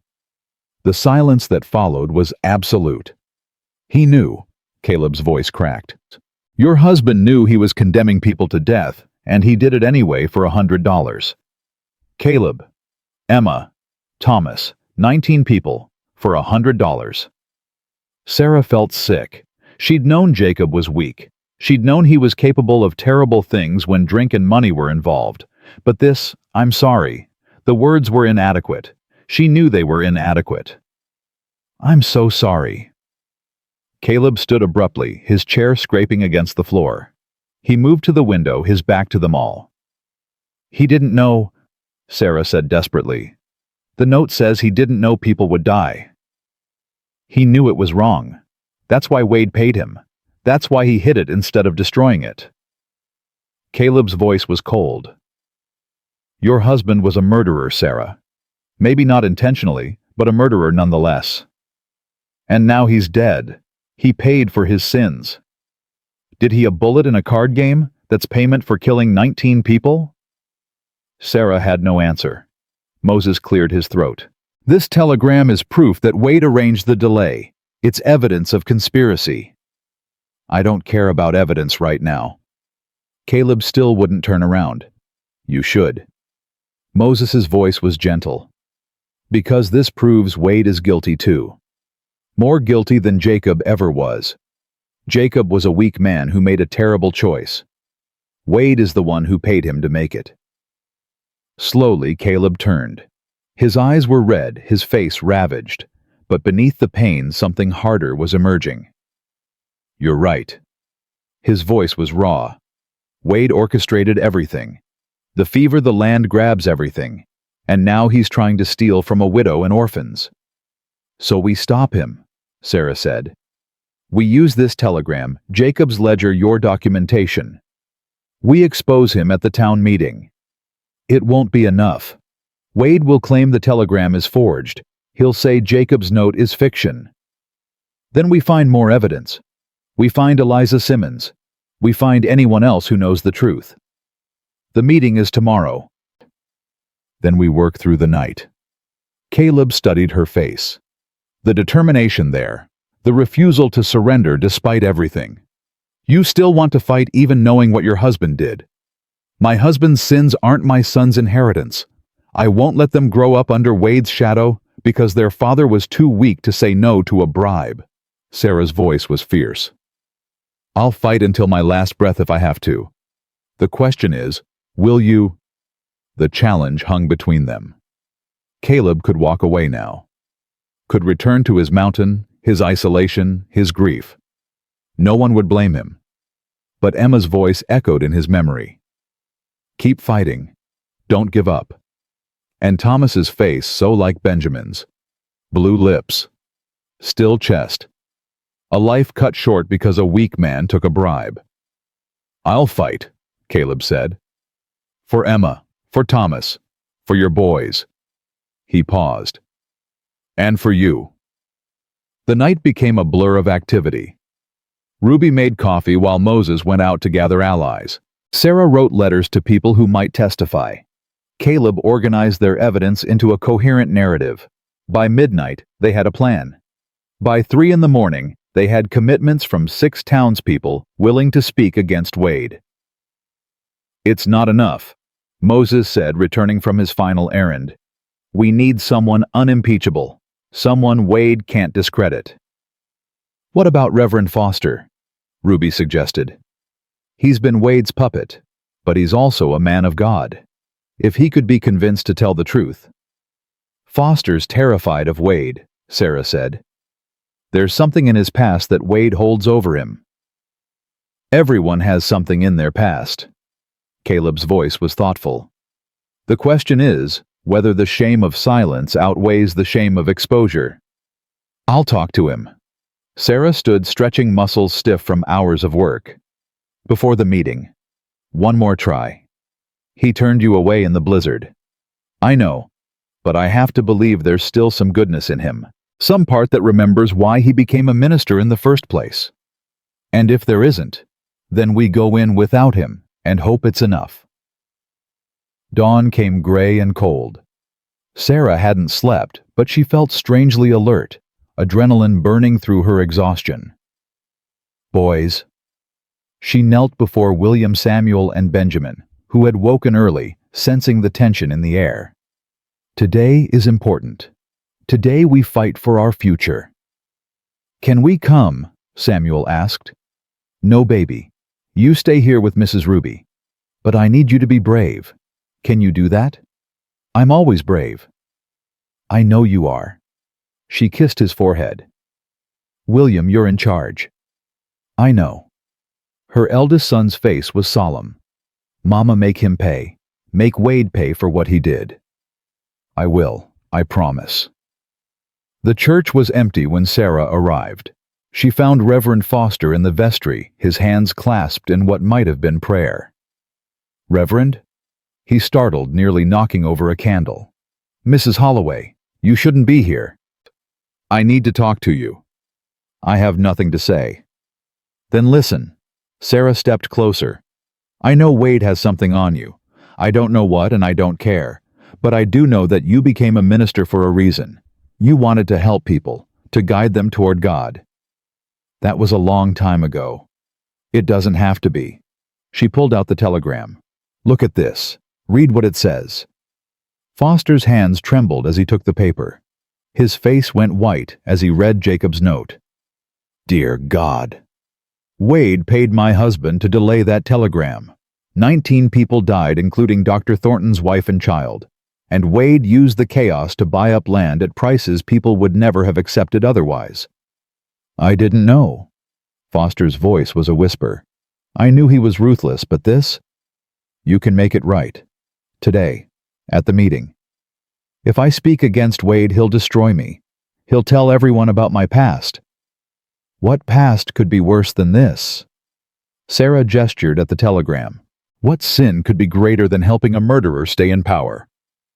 Foster sank into a chair, his head in his hands. Before I found God, I was a gambler, a cheat. I hurt people, ruined families. Wade knows because he was one of the men I cheated. He looked up with haunted eyes. If that comes out, I'll lose everything. My congregation, my purpose, my life. And if it doesn't come out, if you stay silent while Wade destroys my family. Sarah's voice was relentless. Can you live with that? Can you face God knowing you protected a monster? Silence. Foster's shoulders shook. I don't know if I'm strong enough. Then let me tell you something about strength. Sarah knelt beside him. Strength isn't never falling. It's getting up. It's facing the consequences of your past instead of hiding from them. It's choosing to be better even when it costs you everything. You sound like you're preaching. Maybe I am, but it's a sermon you need to hear. She stood. "The meeting is in 2 hours. I'll be there fighting for my children's future. The question is, will you be fighting beside me or cowering in Wade's shadow?" She left without waiting for an answer. Outside, Caleb was waiting with the horse. "Well, I don't know. Maybe I reached him. Maybe I didn't." "You did what you could. Is it enough?" Caleb helped her onto the horse. "We'll find out soon." The town was already gathering at the church when they returned. Sarah saw faces she recognized, sympathetic, hostile, curious. Moses stood near the front with his small group of allies. Wade's supporters clustered on the opposite side. And at the pulpit, Judge Cornelius Wade waited. His eyes found Sarah as she entered. A smile curved his lips, cold and confident. "Mrs. Holloway." His voice carried through the silent church. "So glad you could join us. I believe we have matters to discuss." Sarah walked forward, head high, heart pounding. The battle had begun. Wade's smile didn't waver as Sarah took her place beside Caleb. The church was packed now, every pew filled with townspeople who'd come to witness what promised to be the most dramatic confrontation Amarillo had seen in years. "Before we begin," Wade said, his voice smooth as oil, "I want to thank everyone for coming. This meeting concerns the welfare of our entire community, not just the unfortunate situation of one family." "Get on with it, Cornelius." Tom Wilson's voice rose from the crowd. "Some of us got work to do." Wade's eyes flickered with annoyance, but his composure held. "Very well. As you all know, the late Jacob Holloway left substantial debts to the First Bank of Amarillo. $500 to be precise. His widow has failed to make any arrangements for repayment. Because the debt is a lie." Sarah's voice cut through the murmurs that followed. "My husband borrowed $50 from your bank, Judge Wade. Not $500, and he paid it back 6 months before he died. Do you have proof of this claim, Mrs. Holloway?" "I do." She held up Jacob's ledger. "My husband's own records show the original loan and its repayment." Wade laughed softly. "A gambling man's personal accounts. Hardly reliable evidence. I have official bank documents. Documents you falsified." Caleb stepped forward, drawing gasps from the crowd. "I have records showing you've inflated debts before Judge. The Wilson farm, the Campbell property, every piece of land along the proposed railway route that you've acquired in the past 3 years. Wade's smile finally cracked. "Dr. Thornton, I wondered when you'd emerge from your cave. Tell me, does the widow know you've been watching this town like a hawk, collecting gossip and rumors, while refusing to practice the medicine that might have saved lives?" "Don't." Sarah's voice was sharp. "Don't you dare try to shame him for grieving." "Grieving?" Wade's eyebrows rose. "Is that what we're calling it? 3 years of abandonment. 3 years of leaving this town without medical care while he nursed his broken heart on that mountainside. My grief is my own business." Caleb's voice was steady, though Sarah could see his hands trembling. "But your crimes are everyone's business. You've been stealing from this town for years, using your position to enrich yourself at the expense of widows, orphans, and anyone else too weak to fight back. These are serious accusations, Doctor. I hope you can back them up." "I can." Caleb pulled out a sheaf of papers. "Property records, bank documents, testimony from people you've cheated." He handed them to Deputy Reeves, who had positioned himself near the front. "And something else. Something that proves you're not just a thief, but a murderer." The word hit like a thunderclap. The church erupted in shocked whispers. Wade's face went pale, then red with fury. "How dare you! 3 years ago, a telegram was sent from Fort Worth warning of a scarlet fever outbreak." Caleb's voice rose above the noise. "That telegram should have reached me in time to quarantine my family to save lives.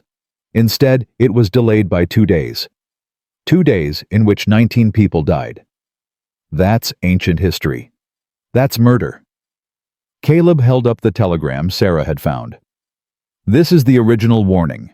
It was found in Jacob Holloway's belongings, along with a note in his own handwriting confessing that you paid him $100 to hold it until after the 15th. Wade lunged for the paper, but Moses Crawford stepped between them, his massive frame an immovable wall.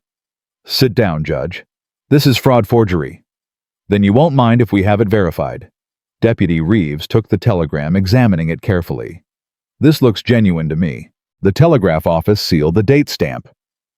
"Reeves, I'm warning you." "Warning me of what, sir?" The young deputy's voice hardened. "That you'll stop paying my sister's medical bills. That's already done. The Crawfords helped me settle the account last week." Wade's face contorted with rage. "You ungrateful! I'm not finished."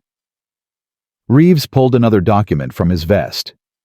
"This is the original loan agreement between Jacob Holloway and the bank. The amount is clearly $50, not $500. I found it in your office safe." "You broke into my safe." "I investigated suspected fraud. That's my job." The crowd's murmuring grew louder. Sarah saw faces shifting, doubt replacing certainty, anger replacing complacency. "This is a conspiracy." Wade's voice rose to a shout. "A plot by outsiders and malcontents to destroy an honest businessman." "Honest?" Eliza Simmons stood suddenly, her thin frame trembling, but her voice clear. "You call yourself honest, Cornelius Wade?" Every head turned toward the elderly widow. "My husband worked at the telegraph office for 20 years, she continued. "He knew every message that came through. He told me about the fever warning, told me how you paid Jacob Holloway to delay it, and he told me what happened to anyone who crossed you." "Eliza, sit down." Wade's voice had turned dangerous.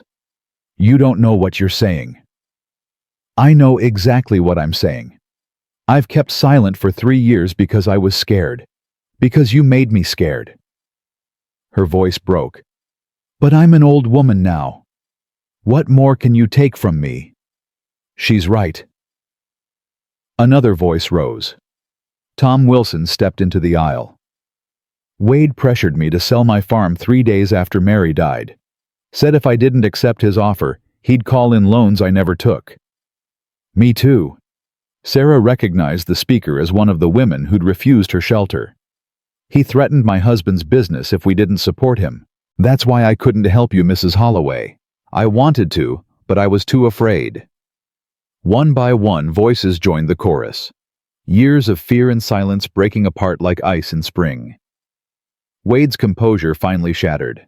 "This is madness. You're all deluded." "No, Cornelius."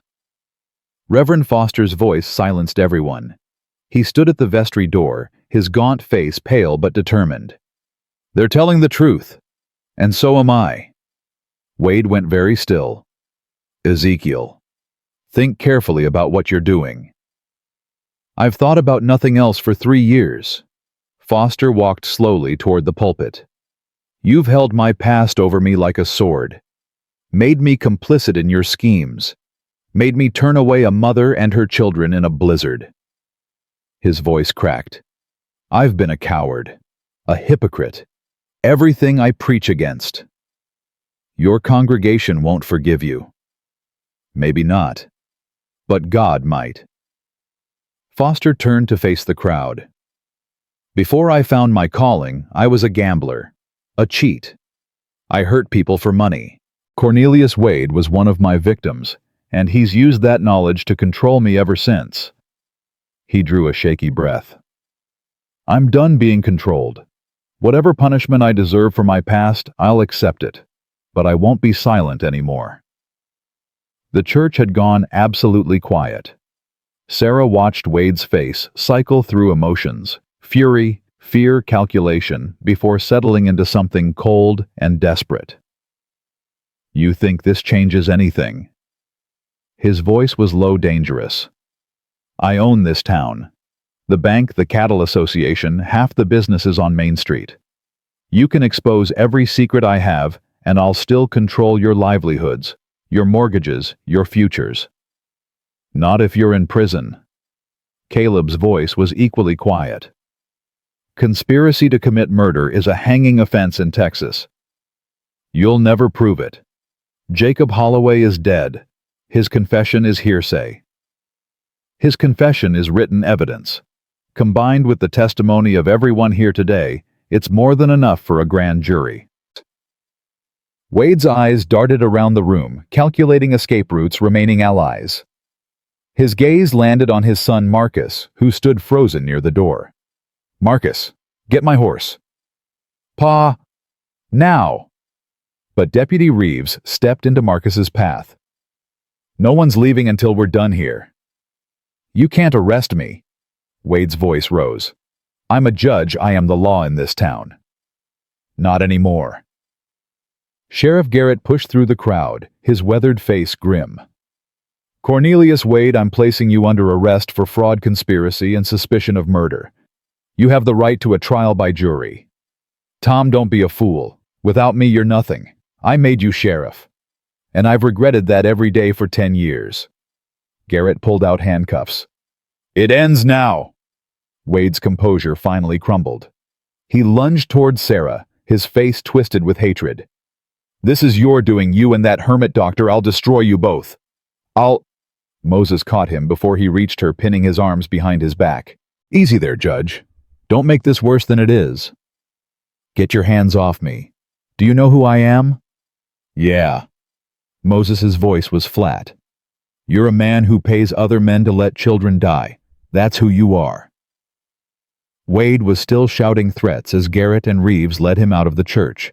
The crowd parted silently, watching their former master reduced to a raging, impotent figure in handcuffs.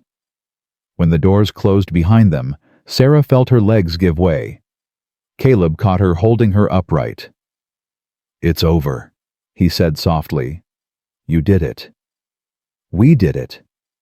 She looked up at him, tears streaming down her face. All of us. The church erupted into chaos. Cheers, tears, embraces, apologies. People who had turned Sarah away were now rushing to express their remorse. People who had feared Wade for years were weeping with relief. Through it all, Sarah held onto Caleb's arm, anchoring herself against the overwhelming tide of emotion. Mrs. Holloway. Reverend Foster approached, his face haggard, but somehow lighter. I owe you an apology. 1,000 apologies. You stood up when it mattered. That's what counts. I should have stood up sooner. Should have found my courage before your son nearly died in a blizzard. His voice broke. Can you forgive me? Sarah thought of Benjamin's blue lips, the locked church door, the desperate prayer that had gone unanswered. Then she thought of Emma Thornton, Thomas Thornton, 19 graves that didn't have to exist. I don't know, she said honestly, but I'm willing to try. Foster nodded, accepting this. That's more than I deserve. As the crowd gradually dispersed, Moses approached with Ruby, William, Samuel, and Benjamin in tow. The boys must have heard the commotion and insisted on coming. Mama? Benjamin threw himself into her arms. Did you win? Yes, baby. We won. I knew you would. His small face was radiant with faith. You're the bravest mama in the whole world. Sarah held him close, breathing in his little boy smell, feeling his heart beat strong and steady against hers. Over his head she met Caleb's eyes. He was watching her with an expression she couldn't quite read. Tenderness, pain, hope, fear, all mixed together in that complicated gaze. Caleb. She reached out her hand. He took it, his fingers warm and steady. What happens now? She asked. I don't know. His voice was rough. I've never been here before. I've been so focused on the fight I didn't think about what comes after. Neither did I. Mama. William tugged at her sleeve. Does this mean we get to keep our land? Yes, Will. The land is ours. Free and clear. And the bad man's going to prison. He's going to face justice, whatever that looks like. William nodded, slowly processing. Then, unexpectedly, he turned to Caleb. Dr. Thornton, thank you for helping my mama, for saving Benny, for everything. Caleb looked startled by the formal address. You don't have to thank me. Yes, I do. William's young face was serious. Pa never helped with anything. He just took and took until there was nothing left to take. You're different. You gave us shelter when nobody else would. You risked everything to fight for us. Will, I'm not done. The boy drew himself up straight. I know you lost your son. I know that hurts more than anything. But if you ever wanted... He faltered, then pressed on. If you ever wanted to be part of a family again, we'd be honored to have you. Silence. Sarah saw tears forming in Caleb's eyes, saw the walls he'd built so carefully beginning to crumble. William Holloway, Caleb said finally, his voice cracking. That's the finest thing anyone said to me in 3 years. Does that mean yes? Caleb looked at Sarah. The question in his eyes was clear, not just about William's offer, but about everything that had grown between them in the space of a week. I think, Sarah said slowly, that we should take things one day at a time. Get to know each other properly. See where the road leads. That sounds sensible. But Caleb, yes, I'd like you to walk that road with us, if you're willing. His hand tightened around hers. I'm willing. Samuel, who had been uncharacteristically quiet, suddenly burst out, Does this mean Dr. Thornton's going to be our new pa? Sam. William's face reddened. What I'm just asking? It's okay. Sarah laughed, the sound surprising her with its lightness. Nobody's becoming anybody's pa right now. But Dr. Thornton is our friend, a very good friend. Can good friends come to dinner? Samuel asked practically. Yes, Sam. Good friends can come to dinner. Then can we have dinner now I'm starving? The tension broke. Everyone laughed. Moses Ruby, even Caleb, that rusty sound that still seemed to surprise him whenever it escaped. Let's all have dinner, Ruby declared. I've got enough stew to feed an army, and I think we've earned a celebration. As they left the church together, Sarah paused at the door. Caleb stopped beside her. What is it? I was just thinking about Jacob. She looked out at the town that had finally embraced her. About how different things could have been if he'd made different choices. Do you miss him? No. The answer came without hesitation. But I'm sad for what he could have been, for the father he might have been to our boys if the whiskey hadn't won. Some battles can't be won. I used to believe that. Sarah turned to face him. I don't anymore. You showed me that even the most broken things can heal if they're given enough care.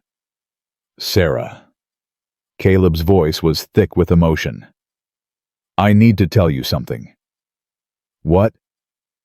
That first night when I saw you in the storm, I almost didn't come down.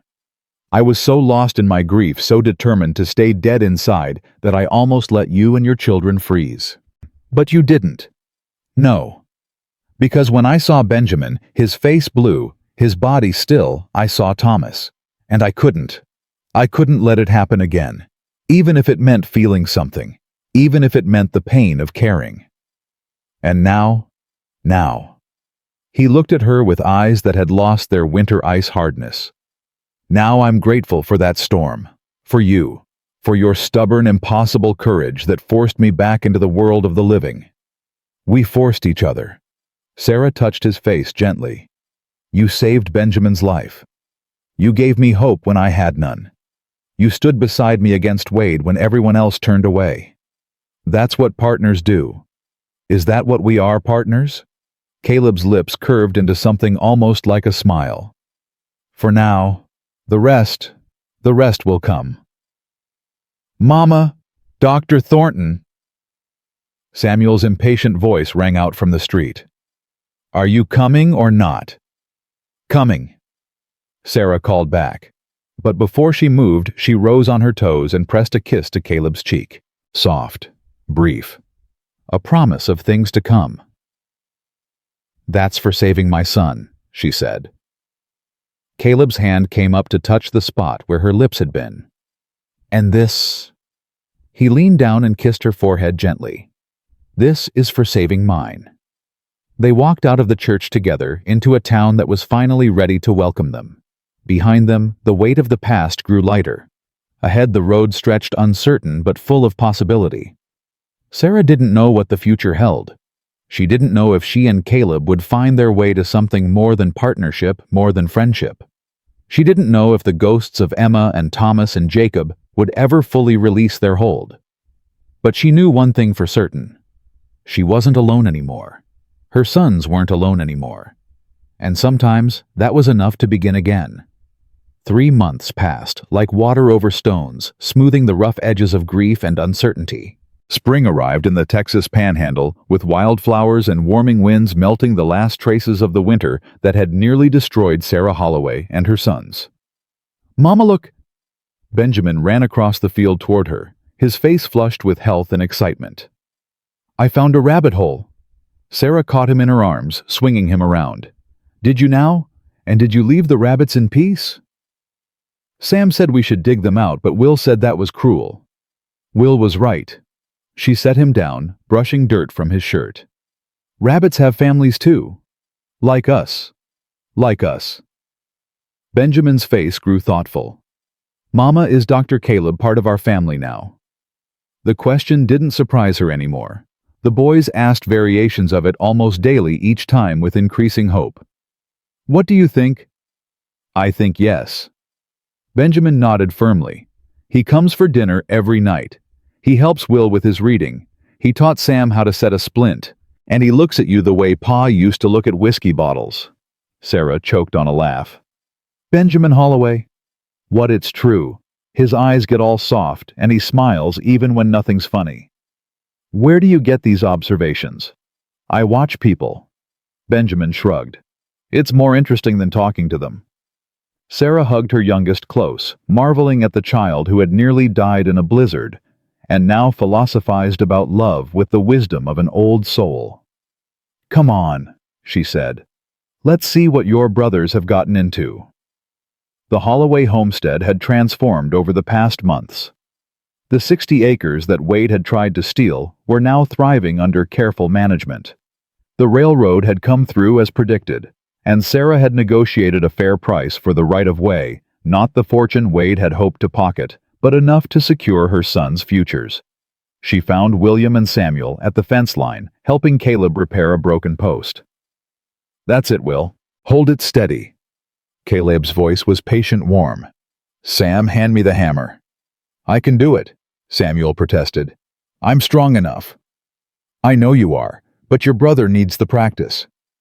William shot Caleb a grateful look. At 12, he was intensely aware of his limitations compared to adults, and Caleb's way of including him without condescension had earned the boy's fierce loyalty. "Looking good." Sarah leaned against the fence watching them work. Caleb looked up, and there it was, the soft expression Benjamin had described. It still caught Sarah off guard sometimes, the naked affection in his eyes. "Almost done. This fence was about ready to fall over. Like most things around here when I inherited them." "Not anymore." Caleb straightened, wiping sweat from his forehead. "You've done remarkable work, Sarah." "We've done remarkable work." She emphasized the plural deliberately. "I couldn't have managed without you." "Mama." Samuel tugged at her arm. "Tell Dr. Caleb about the letter." "What letter?" Caleb's eyebrows rose. Sarah felt heat rise to her cheeks. "It's nothing." "It's not nothing." Samuel bounced with excitement. "The railroad men want to give Mama an award for being brave." "An award?" "The railroad president wrote me," Sarah admitted reluctantly. "Apparently word of what happened with Wade reached their headquarters. They want to hold some kind of ceremony." "Sarah, that's wonderful." "It's unnecessary. I didn't fight Wade for recognition." "No, you fought him because it was right." Caleb moved closer, his voice dropping. "That's why it matters.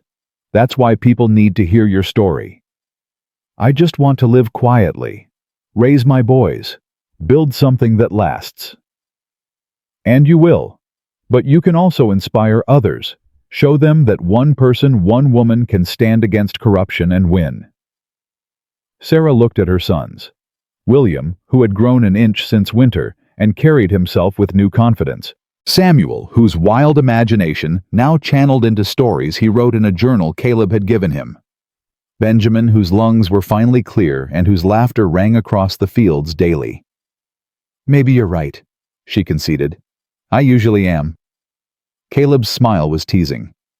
"Ask anyone. Don't let it go to your head, doctor." Too late. The easy banter between them had developed over months of shared meals, shared work, shared confidences. What had begun as partnership had deepened into something neither of them had expected, a friendship that trembled on the edge of something more. That evening, after the boys were asleep, Sarah and Caleb sat on the porch watching stars emerge. "I went to see the graves today," Caleb said quietly. Sarah's heart clenched. He meant Emma and Thomas still resting on the mountainside above his old cabin. "How was it?" "Different." He was silent for a moment. "I've been visiting them every week since we came down from the mountain. At first it felt like betrayal, being happy, building a new life, like I was leaving them behind. And now it feels like continuation. Like the love I had for them doesn't disappear just because I have room for more." He turned to look at her. "Does that make sense?" "It makes perfect sense. I talked to Emma today, told her about you, about the boys." His voice caught. "I think she'd like you." "I think I'd like her too." She would have been fierce about protecting those children, just like you. Caleb's hand found hers in the darkness. "Sarah, I need to tell you something." "What?" "I've been offered a position, official town doctor of Amarillo. The council voted unanimously." Sarah's breath caught. "Caleb, that's wonderful." "It means staying here, permanently, building a practice again." He paused. "It also means facing my past every day. The patients I couldn't save, the years I hid away, the guilt I'm still carrying. Are you ready for that?" "I don't know, but I know I want to try." His hand tightened around hers. "Especially if you're here. Especially if I have a reason to keep moving forward instead of looking back." The words hung between them, weighted with meaning neither had fully expressed. "Caleb." Sarah turned to face him. "What exactly are you asking?" "I'm asking." He drew a deep breath. "I'm asking if there might be room in your life for a broken doctor who's still learning how to live again. I'm asking if those 3 boys inside might someday accept me as more than a friend. I'm asking if you could ever see me as what? As someone worth loving." Sarah's eyes filled with tears. Not of sadness, of overwhelming emotion at this man who had emerged from grief's deepest valley to stand beside her. "Caleb Thornton," she said softly, "I've seen you save my son's life. I've seen you stand against a corrupt judge without flinching. I've watched you teach my boys with patience and kindness their own father never showed. And I've felt my heart crack open for the first time in years because of you. Sarah, I'm not finished." She cupped his face in her hands. "I don't know what I'm ready for. I don't know if I can promise forever. I promised that once before, and it nearly destroyed me. But I can promise you this: I want to find out. I want to walk this road with you and see where it leads. Is that enough?" "It's more than enough." His voice was rough. "It's everything." When he kissed her, it was gentle, a question, rather than a demand. Sarah answered by pulling him closer, letting herself feel for the first time in years, without the shadow of fear. "You..." They broke apart to find Samuel standing in the doorway, his face scrunched in theatrical disgust. "Samuel Holloway, what are you doing out of bed?" "I heard talking, then I heard kissing sounds." He shuddered. "Gross. Go back to bed. Are you and Dr. Caleb getting married?" Sarah and Caleb exchanged glances. "We're talking about important things," Sarah said carefully. "Grown-up things." "That means yes." Samuel nodded sagely. "I'll tell Will and Benny in the morning." "Sam." But he was already gone, his footsteps pattering back down the hall. "Well," Caleb's voice was dry. "That's one way to have the conversation." Sarah laughed despite herself. "Nothing stays secret with 3 boys." "I suppose not." He pulled her close again. "For what it's worth, I'm not opposed to the direction Samuel's thinking is taking." "Neither am I." She rested her head against his chest, listening to his heartbeat. "But let's take our time. Let's do this right. No rushing. No rushing. We've both been burned by promises made too quickly." "Agreed." He pressed a kiss to the top of her head. "One day at a time. One day at a time." The summer that followed was golden. Caleb officially reopened his medical practice, and patients who had once cursed his absence now lined up at his door. Sarah's land yielded its first profitable crop. The boys flourished under the combined attention of 2 adults who loved them. Wade's trial came and went. He was convicted of fraud and conspiracy, sentenced to 15 years in the territorial prison. Sarah didn't attend the sentencing. She had no interest in watching him fall. Her only satisfaction came from knowing her boys would never live under his shadow again. Reverend Foster stepped down from his position, confessing his past to the congregation with a humility that surprised everyone. Some left the church in disgust. Others, recognizing the courage it took to speak truth, stayed.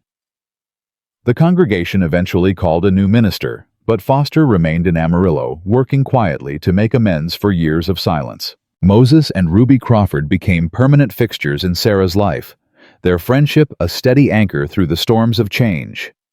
Ruby taught Sarah the medicinal remedies she'd learned from her grandmother, while Moses helped the boys understand that a man's worth was measured by his actions, not his background. Deputy Reeves Daniel, now to his friends, was promoted to sheriff after Garrett retired. He proposed to a schoolteacher from Fort Worth and started building a house on the edge of town. Life moved forward, as it always does.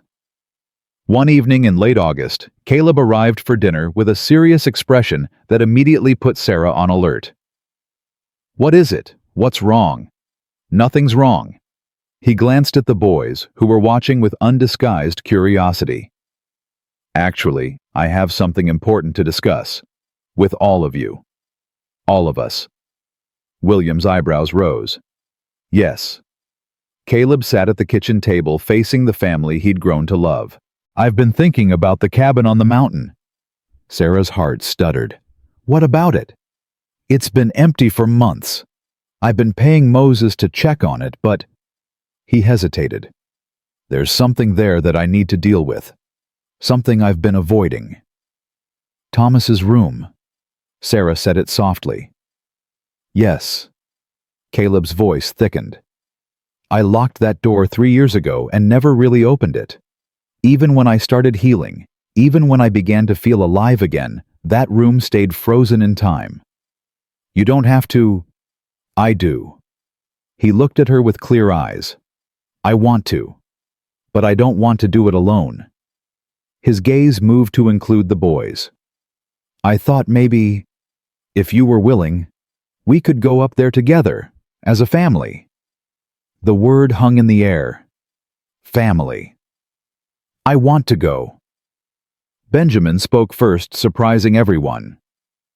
"I want to see where you lived when you were sad." "Me too," Samuel added. "Maybe we can help." William said nothing for a long moment. Then slowly, "You saved Benny's life up there, in that cabin. It's not just a sad place, it's where our family started." Caleb's eyes glistened. "William, I mean it. Whatever happened before, whatever you lost, that cabin is where you found us. I'd like to see it." Sarah reached across the table and took Caleb's hand. "When do you want to go?" "Tomorrow, if you're willing." "We're willing." The ride up the mountain felt different this time. Summer had transformed the landscape green, replacing white warmth, replacing the bitter cold that had nearly killed them. Benjamin rode with Caleb, chattering about everything he saw.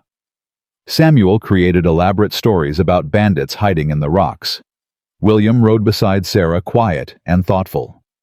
"Mama," he said as the cabin came into view, "do you think Dr. Caleb will really be okay? I think he needs to say goodbye properly. And I think having us there will help. Because families help each other." "Yes, baby. That's exactly right." The cabin was dustier than Sarah remembered, but otherwise unchanged. Caleb paused at the threshold, drawing a deep breath. "You don't have to do this today," Sarah said softly. "Yes, I do."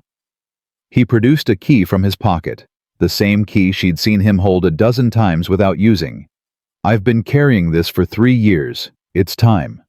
He crossed to Thomas's door and stood motionless. Sarah moved to stand beside him, her hand on his arm. "Whenever you're ready." "I'm not ready." His voice was barely a whisper. "I don't think I'll ever be ready, but I'm going to do it anyway." The key turned. The lock clicked. The door swung open. Dust motes danced in the sunlight that streamed through a small window. A child's bed neatly made. Shelves of books and toys. A rocking horse in the corner. A small desk where papers and drawing implements lay undisturbed.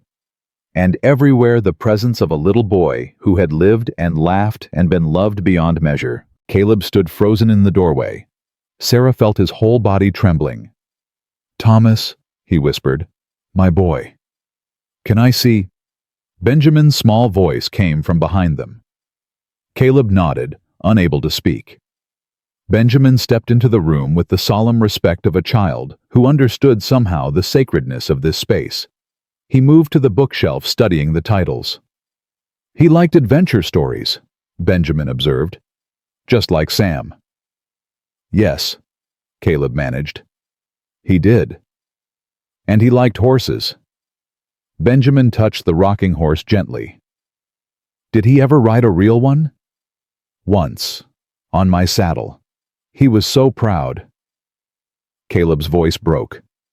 "He was going to be a cowboy." "That's a good thing to want to be."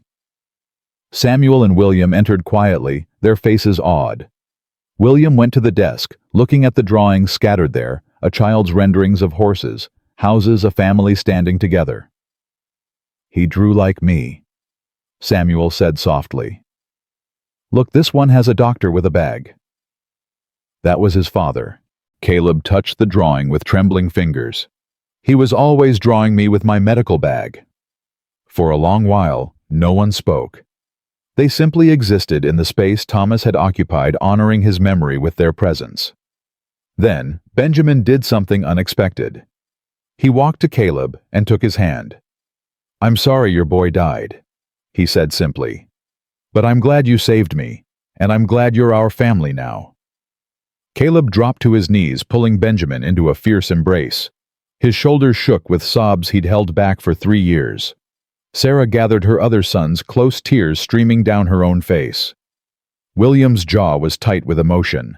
Samuel's eyes were huge and wet. They stood like that for a long time. A family bound not by blood, but by choice, surrounding a grieving father as he finally fully said goodbye. When Caleb finally lifted his head, his face was ravaged, but somehow lighter. As if a weight he'd carried for years had finally shifted. "Thank you," he said hoarsely. "Thank you for being here." "Where else would we be?"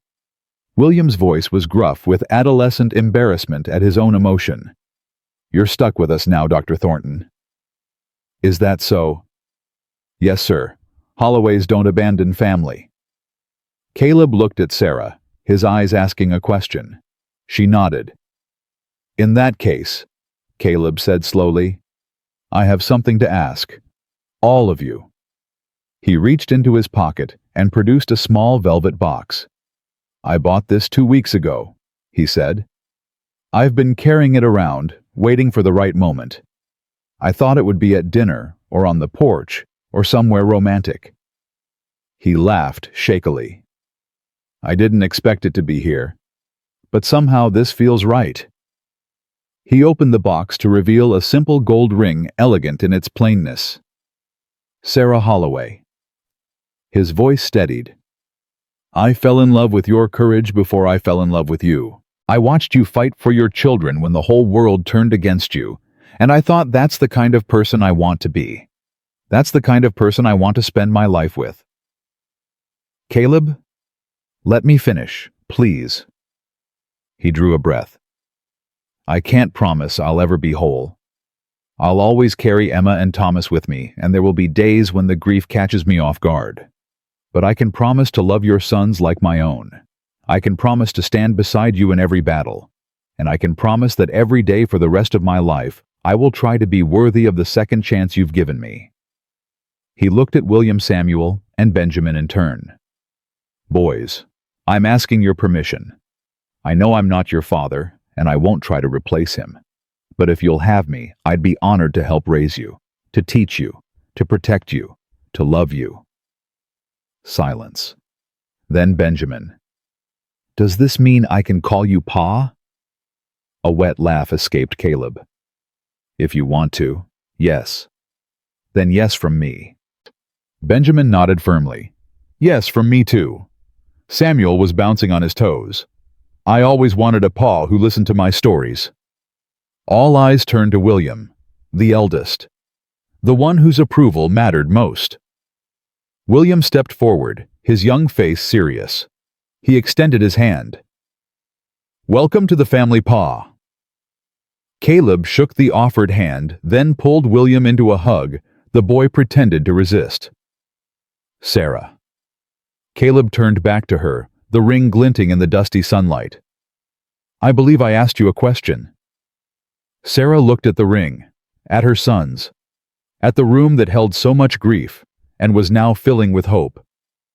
Yes, she said. 1,000 times yes. When Caleb slipped the ring on her finger, when he kissed her with 3 boys making exaggerated gagging sounds, when they all tumbled out of that sacred room laughing and crying and holding on to each other, Sarah felt something she'd given up believing in. She felt home. Not a place, not a building, not 60 acres of Texas scrubland. Home was this man who had emerged from grief to save her son. Home was her boys growing stronger every day. Home was the choice to keep loving even when love had hurt her before. They closed Thomas's door gently, leaving it unlocked now. The room would always be there, a testament to a love that death couldn't diminish. But it was no longer a shrine to grief. It was a memory, a part of the journey that had brought them here. As they rode down the mountain together, Caleb and Sarah on one horse, the boys sharing another. Benjamin's voice drifted back to them. Sam will. Are we going to have a wedding? I suppose so, William said. With cake? Probably. And can I wear my good shirt? If you don't get it dirty before then. I'll try, but I'm not promising anything. Sarah laughed, leaning back against Caleb's chest. His arms tightened around her. No regrets? He asked softly. Not a single one. Even with everything we've been through, everything we've lost, because of everything we've been through. She turned to kiss his cheek. It brought us here. I can't regret that. Below them, Amarillo spread out in the summer sunlight. A town that had rejected her then embraced her. A community rebuilt on the ashes of corruption. A place where her children would grow up safe and loved. And beside her, a man who had learned that grief was not a destination, but a passage. That love could survive loss. That broken hearts could heal given time and care, and the courage to try again. I love you, Caleb said. The words came easily now, without the fear that had once choked them. I love you too. Behind them, the mountain stood sentinel over the graves of Emma and Thomas Thornton. Before them, the future stretched wide and uncertain and full of possibility. And in between on this road, between past and future, a family road toward home. Not perfect, not unbroken, but together. Always together. That was the story of Sarah Holloway. A widow who refused to surrender. A mother who fought for her children. A woman who found love in the most unexpected place. A snowbound cabin, a grieving doctor, and a blizzard that nearly killed her. She had been rejected by a town, betrayed by a husband, abandoned by everyone who should have helped. But in the end, she had been found. She had been chosen. She had been loved. And in the golden light of a Texas summer, surrounded by her sons and the man who had given her hope again, Sarah Holloway finally understood what the cowboy had meant when he looked at her that first desperate night and said the words that changed everything. "You're home now." She was, at last.